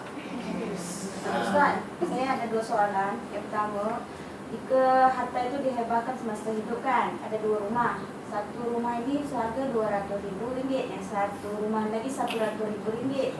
Jadi seorang tua ni bagi seorang satu, anak ada 2, bagi seorang satu, apa itu tak adil ke macam mana? Kalau ikutkan petunjuk Nabi tu memang Nabi suruh bagi sama rata. Pasal dalam hadis tu, kita hadis tu ialah sahabat Nabi jumpa dengan Nabi, dia kata aku ada tanah, aku bagi pada anakku yang ni. Nabi kata anak lain dapat tak? Dah, Nabi kata ambil balik. Kalau anak tak ada bahagian. Jadi kesamarataan itu ialah mungkin pada nilai, tapi bila susah nak bagi pada nilai, mudah-mudahan dengan just bagi dua tu dah saling redha, kira boleh lah. Satu lagi Ustaz, macam kes mu'alaf, di jika ada seorang anak perempuan saja, si suami tadi ini mualaf, keluarganya pun tak Islam. So apabila si suami yang meninggal, harta macam mana? Di situ sebenarnya harta tidak dapat kepada keluarga yang asal. Harta dapat kepada isteri dan anak. Oh, maksudnya keluarga isteri lah. Ya. Keluarga isteri tak dapat, isteri lah. Isteri dengan anak. Isteri dan anak lah. Jangan keluarga isteri ambil orang bersama. Itu sudah lebih. So kalau sekiranya lah Itu semua sentimen tau. Dia kata dia itu tau, resis tu. Dia kata tak boleh, dia kena balik negeri. Itu semua lah. kalau macam kita dapat bagian dari harta besar macam suami saya mualaf. So rumah itu dikatakan dibagi untuk suami saya dan adik dia. Apa boleh? Maknanya, mana yang bagi itulah keluarga dia yang belum Islam. Ada hak untuk adik dia tu yang belum Islam. Jadi suami tak boleh lah. Jadi tak, maksudnya masa hidup suami tu Tak. dua-dua hak pemilikan rumah macam mana? Semasa bapak mertua meninggal, mak macam kakak ipar kata ada ambil peduli lah. Jadi mak cakap itu rumah atas nama suami dengan adik ipar lah. Okey. Jadi Bila dia meninggal pula, tak, dia belum meninggal, sekarang masih hidup. masih ada lagi hak. Malah. Jadi sebenarnya dia kena settlekan cepat. Sama ada dia bayar pampasan untuk dimiliki semua. Tak, kita boleh ke terima itu? Sebab tak sama agama. Dan kita boleh bayar pampasan kepada dia. Hak dia untuk tu pasal dia bagi bapak dia kan. Kan? Ustaz, bapak mertua dia bukan Islam. Bagi tu ada suaminya Islam. Dan- Bolehkah suami dia mengambil harta bapak dia yang masih Boleh. Islam? Boleh. Walaupun tak seagama. Boleh. Orang Islam boleh mewarisi harta orang Islam, tapi orang berislam tak boleh mewarisi harta orang Islam. Ya, walaupun itu masih ada perdebatan dari sudut sufik sebagainya, tapi jumhur pegang macam itu. Jadi perbahasan lagi lah, bukanlah kita kata. Tapi macam kes itu, untuk tambah timbulkan konflik, kalau nak jadi hak mutlak kepada suami, dia kena bayar pampasan lah kepada adik tu untuk dia ambil milik. Dia beli pihak juga. Jadi maknanya kalau dia meninggal, suami meninggal, pada isteri dan anak-anak akan dapat soleh harta tu. Ustaz, tanya, kalau surah An-Nisa ni memasukkan surah Al-Baqarah ni, ayat yang 80 ni, kenapa masih ada dalam Al-Quran? Tidakkah boleh kita, maknanya ulama, bukan ulama lah, maknanya saya tak faham kenapa dia masih ada dalam Al-Quran. Sekejap kita akan masuk lagi nota seterusnya untuk yang tu. Ada kategori dia.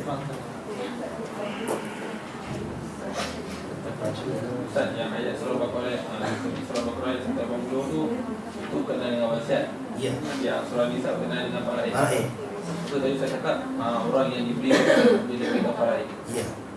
Dan wasiat tu maksimum 1/3 daripada harta. Ya.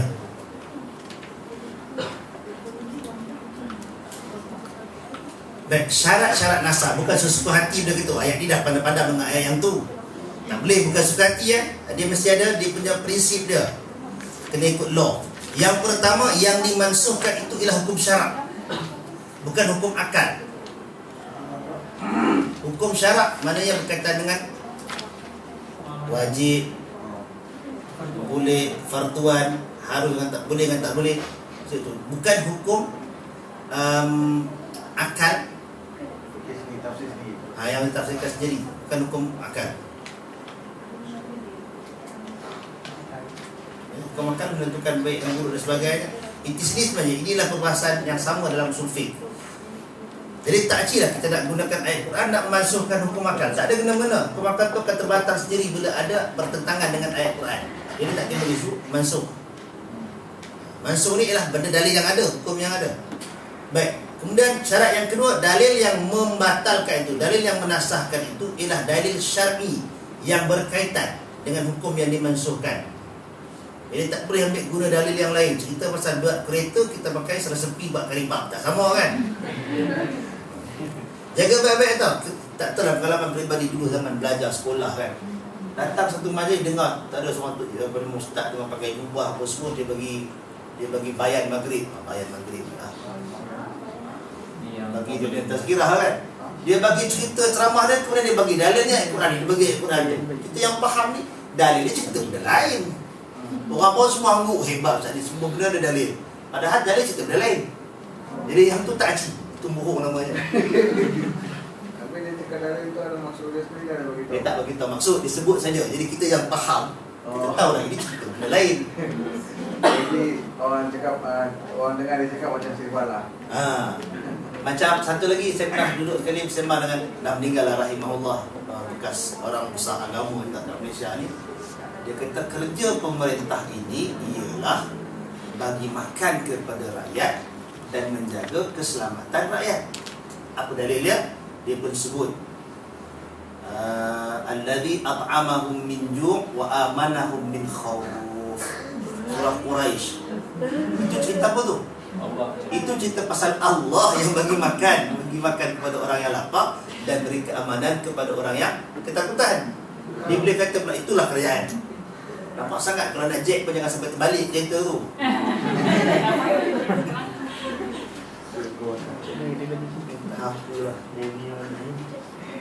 Jadi hukum mesti yang berkaitan, bukan cerita lain. Yang berikutnya, dalil bagi hukum yang sedia ada mestilah tidak terikat dengan waktu-waktu yang tertentu. Pasal kalau ada terikat dengan waktu, dia tak sesuai dibincangkan pada tajuk nasakh dan mansukh, dia mungkin bincang tajuk lain.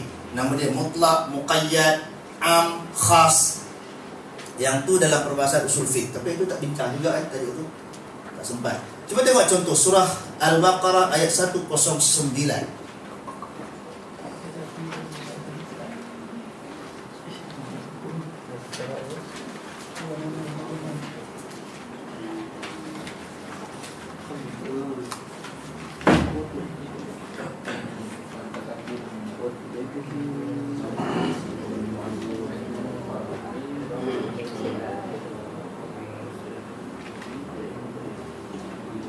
Wadda kathirun min ahli kitab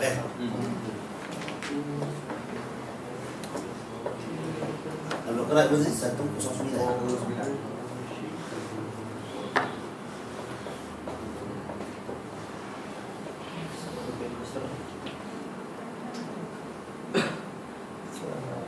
Wadda kathirun min ahli kitab law yaruddunakum min ba'di imanikum kuffara hasadan min 'indi anfusihim min ba'di ma tabayyana lahumul haqq fa'fu wasfahu hatta ya'ti Allah bi amrih.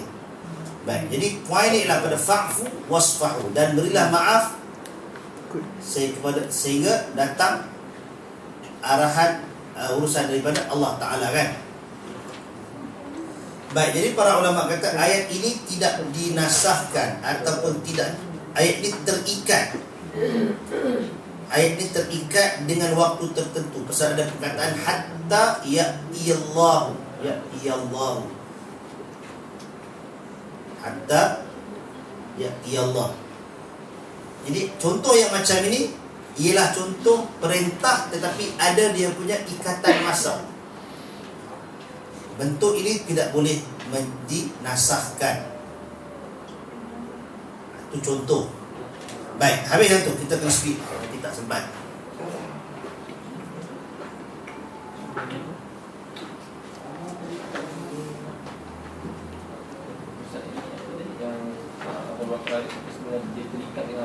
Ya. Hatta ya'tiyallahu bi amri. Perintahnya fa'fu wasfahu. Ya. Baik, okey. Ada perkara-perkara yang tidak boleh dinasahkan. Pertama, dalam perkara akidah tak dinasah. Tak boleh ubah itu. Seperti zat dan sifat-sifat Allah serta perihal hari akhirat. Yang tu tidak boleh dimansuhkan dia punya kandungan. Juga yang berkaitan dengan akhlak dan adab yang ditunjukkan oleh syarak, yang syarak suruh kita buat, yang tu tidak ada mansuh. Tak boleh kita kata kena jadi orang baik sebagainya, boleh tukar pula. Tetap juga. Dan juga sebenarnya usul ataupun trust dalam ibadat serta muamalat, ini tidak dinasahkan. Dan tak dinasahkan maknanya selain daripada bentuk ini, benda yang berkaitan dengan cabang dan sebagainya, itu ada ruang untuk dinasahkan apabila cukup syaratnya. Dan syarat tu pula sebenarnya ialah yang paling clear sekali ialah bila nampak macam pertentangan, ada konflik. Nak pakai mana satu? Bila kena pilih salah satu, baru kita refer kepada proses nasakh tadi ni. Kalau tak ada kena-mengena, kekal hukuman macam tu. Pasal tu, perkara yang nasakh dan mansukh ni tak banyak dalam Islam sebenarnya. Baik, cara mengetahui nasikh dan mansukh. Nasikh dan mansukh, yang mana dulu, yang mana kemudian? Nasikh dulu ke mansukh dulu? Mesti mansukh dulu, baru nasikh datang kemudian. Baik, cara nak mengetahuinya ialah lafaz yang jelas menyatakan hukum yang baru bagi menggantikan yang lama. Menggantikan hukum yang lama. Contoh diberikan kitab Islam, contoh dalam hadis. Nabi SAW sendiri sebut, kuntu nahaitukum an ziyaratil qabri. Dulu, kuntu tu lafaz past tense. Dulu aku larang kamu daripada menziarahi kubur. Nabi sebut lepas tu, ala fazuruha, maka ziarahilah dia. Mana hukum yang baru kan? Dalam hadis yang sama Nabi sebut dua perbezaan. Yang pertama, dulu tak boleh, sekarang boleh.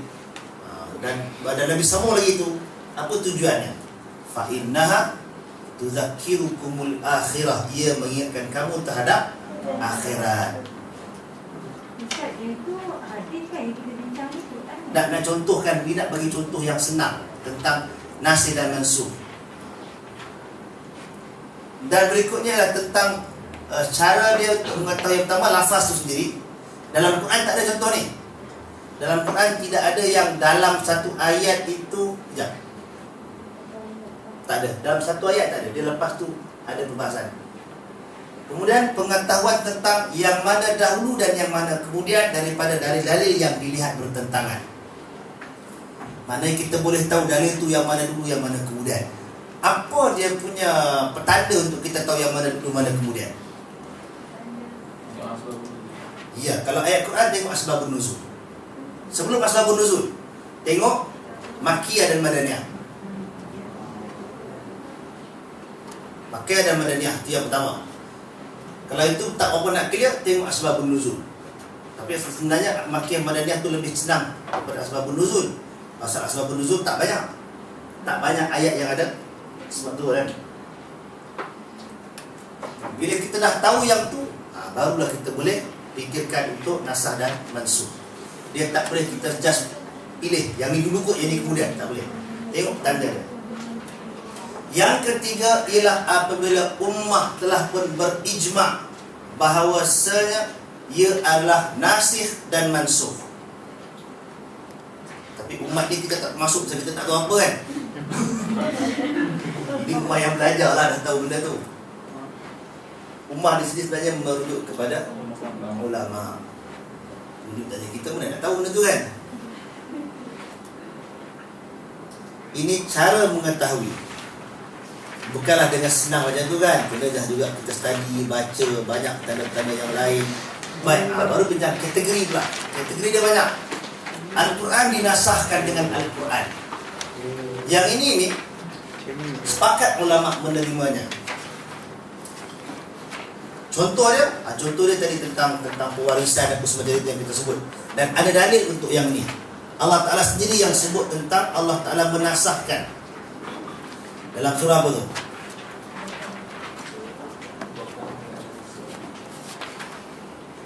Al-Baqarah ayat 106.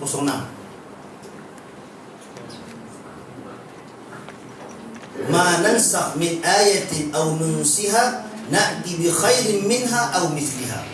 Tidaklah kami memadamkan daripada suatu ayat ataupun melupakannya, melainkan kami akan mendatangkan yang lebih baik daripadanya atau yang serupa dengannya.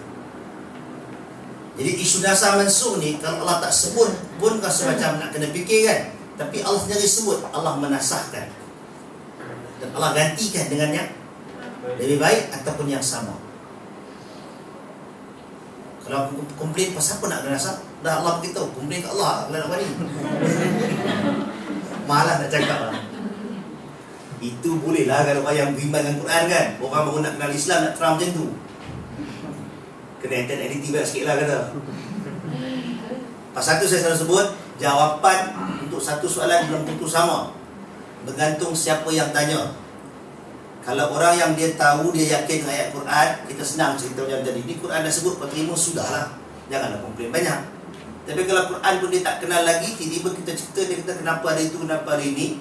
Jangan bagi sumber ataupun dalil yang tu pun dia tak terima lagi, maka di situ memerlukan kepada kreativiti. Bukan sekadar knowledge, tapi kreativiti untuk jawab. Boleh? Jadi tak padan dengan belajar ulum Quran, usul fiqh, lepas tu terus treat awak macam tu. Attend lah kelas-kelas tentang question FAQ tu kan, baru kita faham macam mana nak jawab. Tak sama tau, jangan anggap semua orang jawab sama. Cuma jangan menyeleweng je.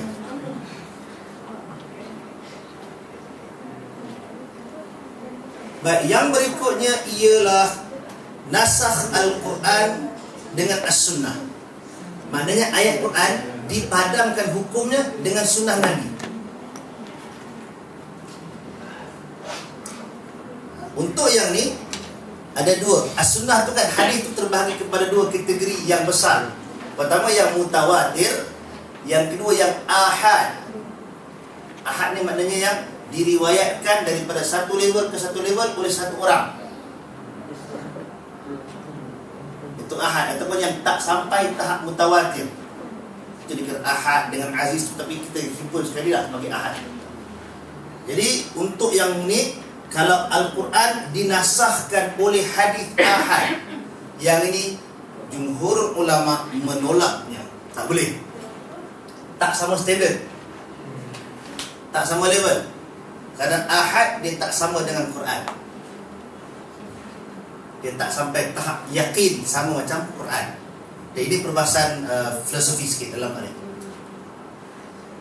Yang kedua, Al-Quran dinasahkan dengan hadis mutawatir. Dalam bab ini ia diterima oleh Imam Malik, Abu Hanifah dan salah satu pendapat Imam Ahmad. Mana Imam Ahmad dia tanya ada dua jawapan dia. Yang mana satu dulu, kemudian nanti kena cek pula kitab Imam Ahmad. Dan hujah mereka ialah kesemuanya, yakni hadis dan Quran itu semuanya ialah daripada Allah Ta'ala. Mana tahu yang tu? Dalam surah An-Najm ayat 3 dan 4 Allah Ta'ala sebut tentang Nabi, wa ma yantiqu 'anil hawa, tidaklah dia bertutur dengan hawa nafsu, in huwa illa wahyu yuha, tidaklah yang itu, yang Nabi tuturkan itu melainkan wahyu yang diutuskan.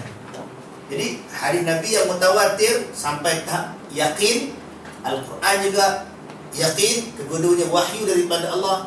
Jadi hadis boleh memadamkan hukum Quran. Ini yang dipegang oleh Malik, Abu Hanifah dan salah satu pendapat Imam Ahmad.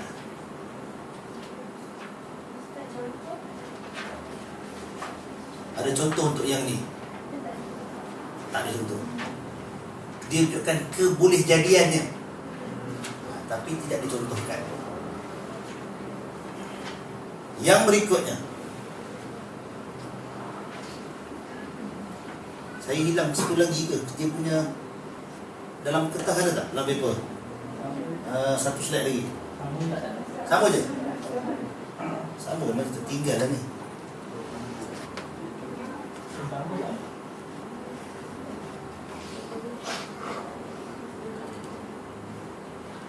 Apa juga ni? Ada mutawatir.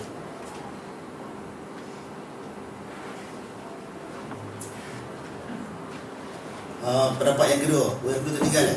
Baik, pendapat yang kedua sama dengan yang ni ya.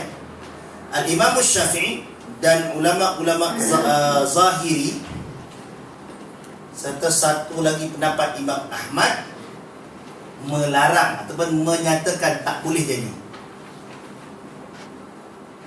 Malik, Abu Hanifah dan satu riwayat Ahmad kata benda tu boleh jadi. Boleh ada sunnah yang mutawatir memansuhkan hukum Quran. Tetapi Imam Syafi'i, ulama-ulama Zahiri dan salah satu riwayat Imam Ahmad menyatakan tak boleh. Dalil kenapa tak boleh? Pasal dia kata dalam Quran Allah Ta'ala sebut tidaklah Allah memansuhkan suatu ayat melainkan Allah datangkan yang lebih baik ataupun yang sama. Kan ayat tadi kan? Jadi dia kata sunnah tu bukan sama level dengan Quran. Sunnah ialah lafaz Nabi, ayat dan makna daripada Allah, tapi perkataan lafaz tu mesti masing-masing perkataan Nabi. Dan dia tak sama. Tak boleh baca hadis mutawatir, tak boleh baca dalam solat, tak sah pun. Jadi hanya Quran boleh menasahkan Quran. Itu pandangan Imam Syafi'i. Kalau tanya ada contoh tak? Tak bagi pun tak bagi contoh lah. Dan kita pun tak familiar pasal mazhab Syafi'i tak bagi benda ni. Tak berlaku. Boleh faham itu? Yang berikutnya, kategori berikutnya menasahkan as-sunnah dengan Al-Quran. Ini boleh. Pasal apa? Yang kena padam tu lebih rendah daripada yang memadamkan. Al-Quran memadamkan hukum sunnah. Dicontohkan di sini, dibolehkan oleh ulama, dicontohkan ialah solat di awal dulu bila menghadap Baitul Maqdis. Ada ayat Quran tak tentang benda tu? Tak ada. Yang ada dalam hadis Nabi je. Yang mana Nabi menghadap ke Baitul Maqdis. Bermula daripada bila solat tu difardukan, Nabi menghadap Baitul Maqdis, sampailah bila Nabi berada di Madinah pun Nabi menghadap Baitul Maqdis. Soalan dia, masa Nabi duduk di Mekah Nabi solat kan? Tapi kiblat dia lah ke Baitul Maqdis. Kaabah tu dia apa? Nabi buat macam mana? Nabi akan solat dalam hadis. Siapa punya riwayat? Ahmad. Sorry, ya. Tapi hadis itu sahih. Nabi akan solat pada petak yang menghadap ke Masjid Al-Aqsa. Maknanya Kaabah berada di perantaraan antara Nabi dengan Masjid Al-Aqsa. Tidak membelakangkan Masjid Al-Aqsa. Boleh? Ini dua kali ni kiblat. Kaabah tu kan Apa tu kan bulat. pas kan. Jadi Kaabah tu lupa kan. Pertama pening ni, pertama pening ni.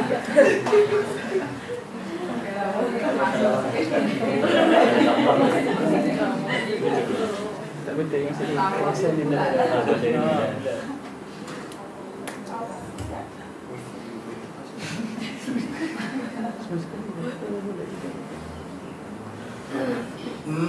Kalau sini Hajarul Aswad, sini Rukun Yamani, maknanya sini daripada Yaman.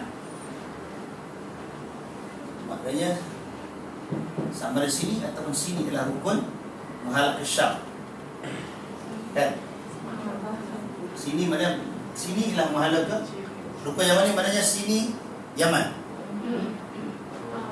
Kalau Rukun Syami maknanya sini Syam. Sini ataupun sini, tengok salah tu. Kita andai lah. Katalah sini. Sini menghadap ke Syam. Nabi akan berdiri di sini. Solat menghadap Kaabah, menghadap ke Baitul Maqdis. Faham? Double kiblat. Double kiblat, double power tu. Sabun pun ada power. Jadi di sini kita andai kalau ke sana Baitul Maqdis, Nabi akan berada di sini. Ustaz, orang zaman dulu yang sebelum kiblat ditukar kepada Kaabah ni, kalau diorang sembahyang dekat Masjidil Aqsa, diorang hadap mana? Menghadap ke mihrab yang ada. Oh, Dan itulah zaman ancient, zaman Nabi Sulaiman, Nabi Daud dulu. Di situ. Di mana warisan tu. Maksudnya orang yang duduk di luar, maksudnya orang yang rumah dia dekat depan mihrab, dia sembahyang. Ya. Tapi orang tak sembahyang depan mihrab, semua masuk dalam masjid. Ada masjid tu. Masjid Aqsa tu masjid. Dan dia adalah komplek masjid sebenarnya yang luas. Yang kita nampak kubah tu ialah Kubatus Sakhra. Kubah yang dalamnya ada batu. Kubah yang dalamnya ada batu. Batu apa tu?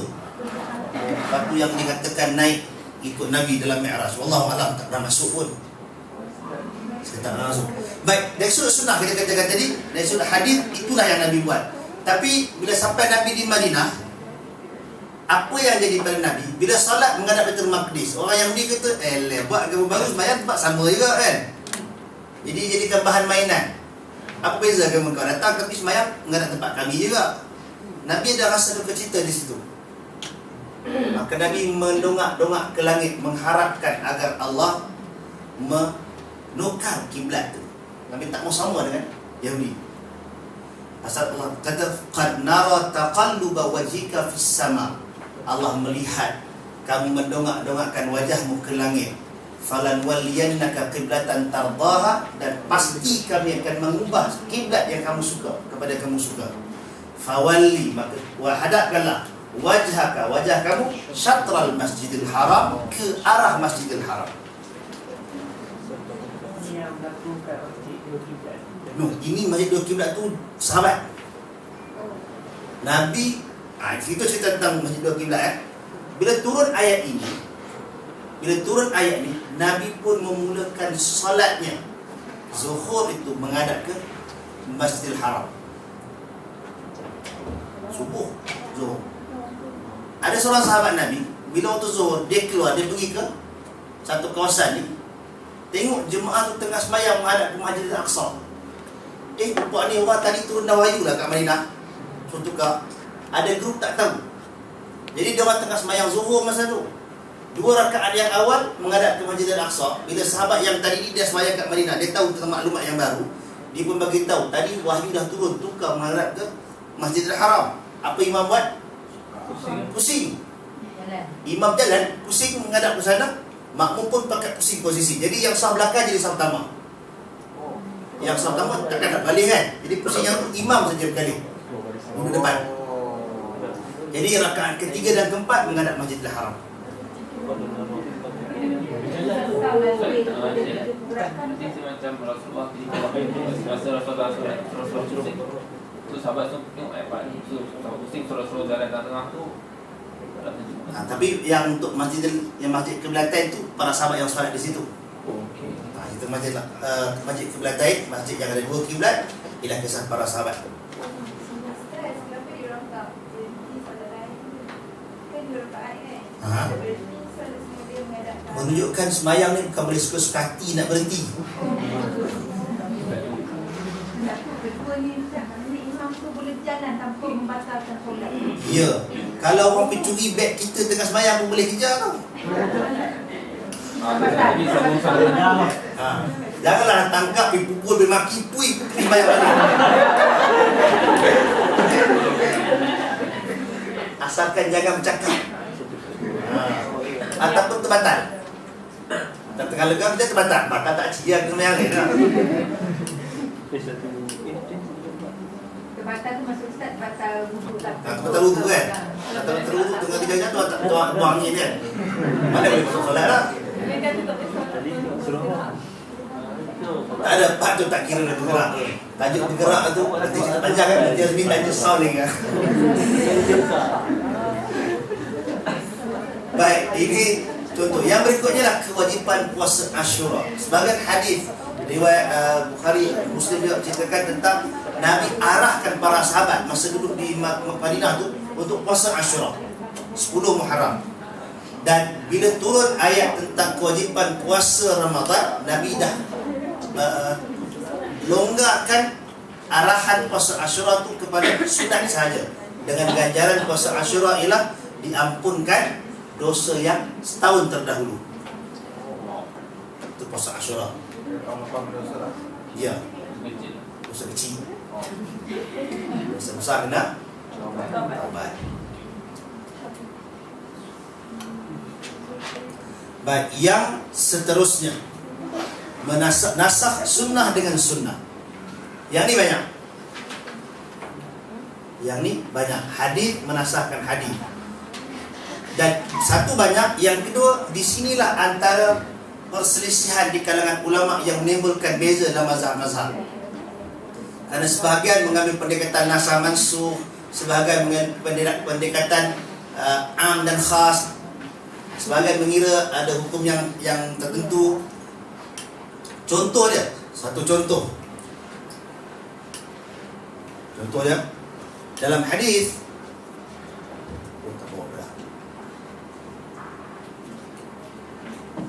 ada sebuah hadis riwayat Muslim. Nabi SAW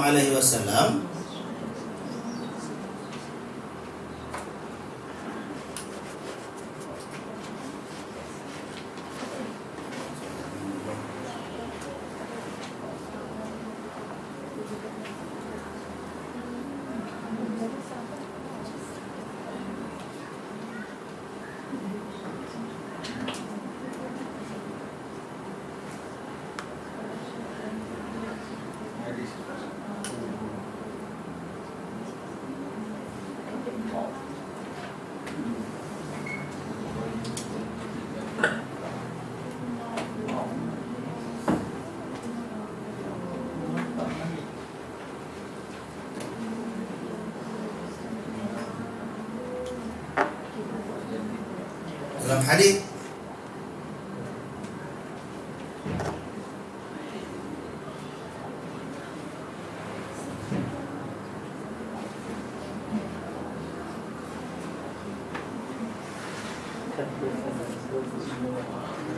ini. Tengok ya. Hadis yang disebutkan daripada Abu Sa'id Al-Khudri. Dia kata, aku telah keluar bersama Rasulullah SAW pada suatu hari Isnin ke Quba. Bila sampai kami di perkampungan Bani Salim, Nabi berhenti di pintu rumah Itban. Itban ni salah seorang sahabat Nabi. Fasarakha bihi, dan Nabi memanggil dia. Lalu dia keluar sambil mengikat kainnya. Nabi SAW pun berkata, A'jalnar rajul, kita dah menyebabkan dia kelam kabut. Kita telah menyebabkan dia kelam kabut. Dalam satu riwayat dia kata Nabi senyum sebut yang tu. Pasal apa? Pasal lelaki ini sebenarnya dia sedang bersama dengan isterinya. Maka Ibad pun berkata, ya Rasulullah, apa pendapat kamu tentang seorang lelaki yang dia sedang bersama dengan isterinya tapi tak sempat keluar mani? Madza alaihi, apa yang dia kena buat? Maknanya dia berlaku proses persetubuhan tapi tak sempat keluar air mani. Nabi dah panggil, dia lompat terus. Dalam hadis yang lain sebut, dia kata kat Nabi, aku tadi atas perut isteri tu. Bila Nabi panggil, itu sahabat, dia kira Nabi dulu. Dia bangkit, jadi sambil jumpa Nabi sambil dekat kain. Tak sempat proses lagi. Jadi dia tanya kat Nabi, apakah yang patut dibuat? Nabi jawab, innamal ma'u minal ma'i. Hanya saja air itu, air yang pertama merujuk kepada mandi wajib. Minal ma'i, daripada air mani. Maknanya kalau mandi itu hanya wajib kalau keluar air mani. Oh, ini yang saya belajar. Dia kata kalau dah mandi yang masuk dalam telaga, walaupun tak keluar air lagi, dan dia mandi. Itu hadiah lain. Ini hadiah awal. Oh, Yang dimasukkan. Inilah contoh hadis yang dimasukkan. Jangan balik pakai yang ni, haram nanti. Maknanya ada evolusi hukum kan. Peringkat awal Nabi kata bagi suami isteri bila dia bersama belum keluar air mani, tak jadi proses anak bangkit ke apa ke semua tu, maka menyebabkan tak wajib mandi. Senang pun macam tu. Datang hadis yang lain. Tadi semua bawa kitab Taharah. Iya.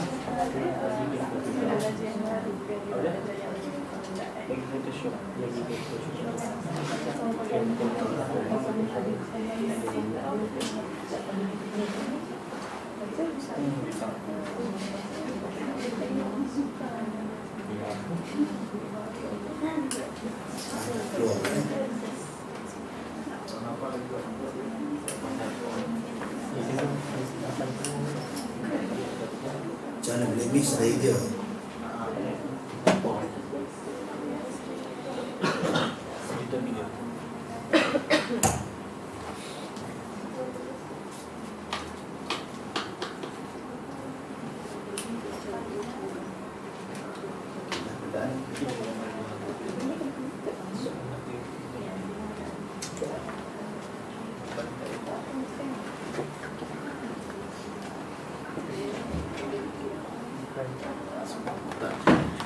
Tak jumpa praktek macam kita boleh baca.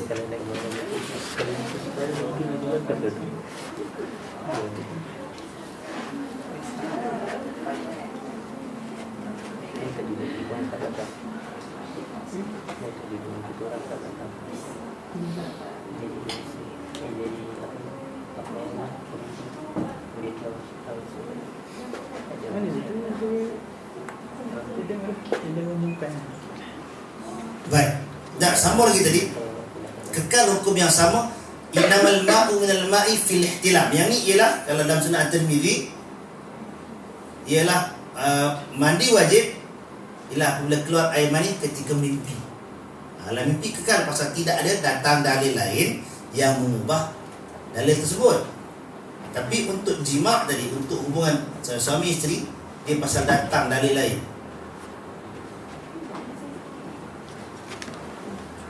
Dia masuk bab nasakh. Oh, di sini ada.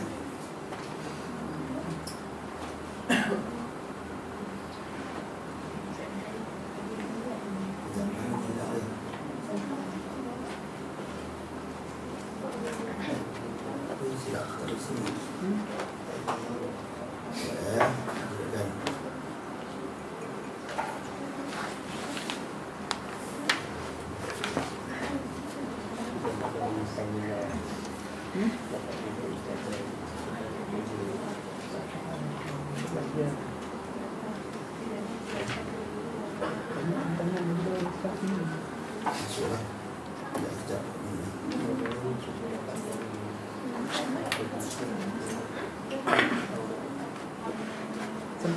Baik, Imam Muslim umpamanya dia letakkan dekat sini karena Rasulullah sallallahu alaihi wasallam yansakhu hadithuhu ba'dahu ba'dha. Nabi memadamkan hadisnya antara satu sama lain seperti mana Al-Quran kama yansahul Quran ba'dahu ba'dha. Sebagaimana Al-Quran menasahkan antara satu sama lain. Nah, ini dalil perkataan para sahabat tentang ini.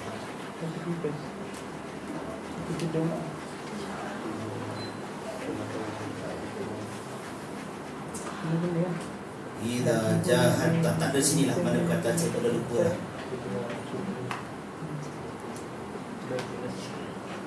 Ini dia. Ini dia. Idza jalasa baina syu'abiha. Salah dia betul. Idza jalasa baina syu'abiha al-arba' thumma jahadaha faqad wajaba 'alaihi al-ghuslu. Apabila seorang itu terjemah boleh duduk di antara 4 cabang isterinya. Mana tangan, kaki-kaki kan. Jadi duduk antara tu. Thumma jahadaha, kemudian mengusahakannya. Maka wajiblah ke atasnya mandi. Wajib ke atasnya mandi. Dan dalam hadis kata wa in lam yunzil, sekalipun tidak inzal, tidak keluar air mani. Jadi ini hukum yang baru. Dipanggil nasikh. Dalam riwayat Muslim memadamkan hukum yang awal, iaitu mandi ni hanya wajib kalau keluar air mani.